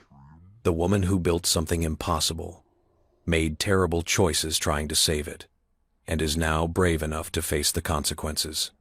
She pulled me close. We held each other in that study, surrounded by books about how to succeed, while everything we'd built turned to ash. But we were still here, still trying, still choosing each other, even when it cost everything. The federal trial lasted 8 weeks. Marcus Chen took a plea deal 15 years in exchange for testimony against Vanguard's executives. The FBI never found Richard Voss or the other partners. They disappeared into countries without extradition treaties, living on the hundreds of millions they'd stolen. But 17 companies got justice. The testimonies, the exposure, the promise that this particular predator couldn't hunt anymore. Victoria was never charged. The prosecutors agreed she'd been manipulated, coerced, victimized by a sophisticated fraud operation. Margaret's strategy worked. The complicated truth held up better than a simple lie would have. But Chen Dynamics didn't survive. The clients left. The employees found new positions. James Chen liquidated the assets and paid off the creditors. What remained he put into a fund for the 17 companies Vanguard had destroyed. Partial restitution, though nothing could restore what was lost. Visual, an empty office, desks cleared, dreams packed into boxes, an ending that feels like death and birth simultaneously. I stood on the courthouse steps, waiting. The verdict had been read an hour ago. Vanguard's remaining associates found guilty on all counts. It was over. The door opened. Victoria emerged, Margaret beside her. She looked different than she had 6 months ago. Lighter somehow. Like she'd been carrying weight so long, she'd forgotten what it felt like to stand up straight. She saw me, smiled. "It's done," she said when she reached me. "How do you feel?" free, terrified, unemployed. She laughed, ready to start over. We walked down the steps together. No cameras this time. The press had moved on to newer scandals. Just two people who'd survived a war and were trying to figure out what peace looked like. I've been thinking, Victoria said, about what comes next. And I want to teach business ethics of all things. Show students what happens when you build companies on desperation instead of integrity. use what I learned the hard way to help others avoid the same mistakes. That's perfect. What about you? Any consulting offers? A few. Small firms who appreciate operational expertise and don't care about drama. I took her hand. But I'm thinking about teaching, too. Or maybe writing. Telling stories about how companies really work, not how business school says they should. Visual. A city spreading before them. Endless possibility. The future unwritten. We could write it together, Victoria said. The whole story. What happened? What we learned? How we survived? As long as we're honest. Especially when it hurts. We reached the bottom of the steps. The street opened before us. Cars and people, and the beautiful chaos of a world that had kept turning while ours fell apart. Victoria stopped, turned to face me. I love you, she said, and I want to try. Really try. To be people who deserve each other. To be people who deserve each other. I love you too, I said, and I'm ready. We kissed there on the courthouse steps. Not a Hollywood ending, just two broken people choosing to build something new from the pieces. Together. Finally honest. Finally free.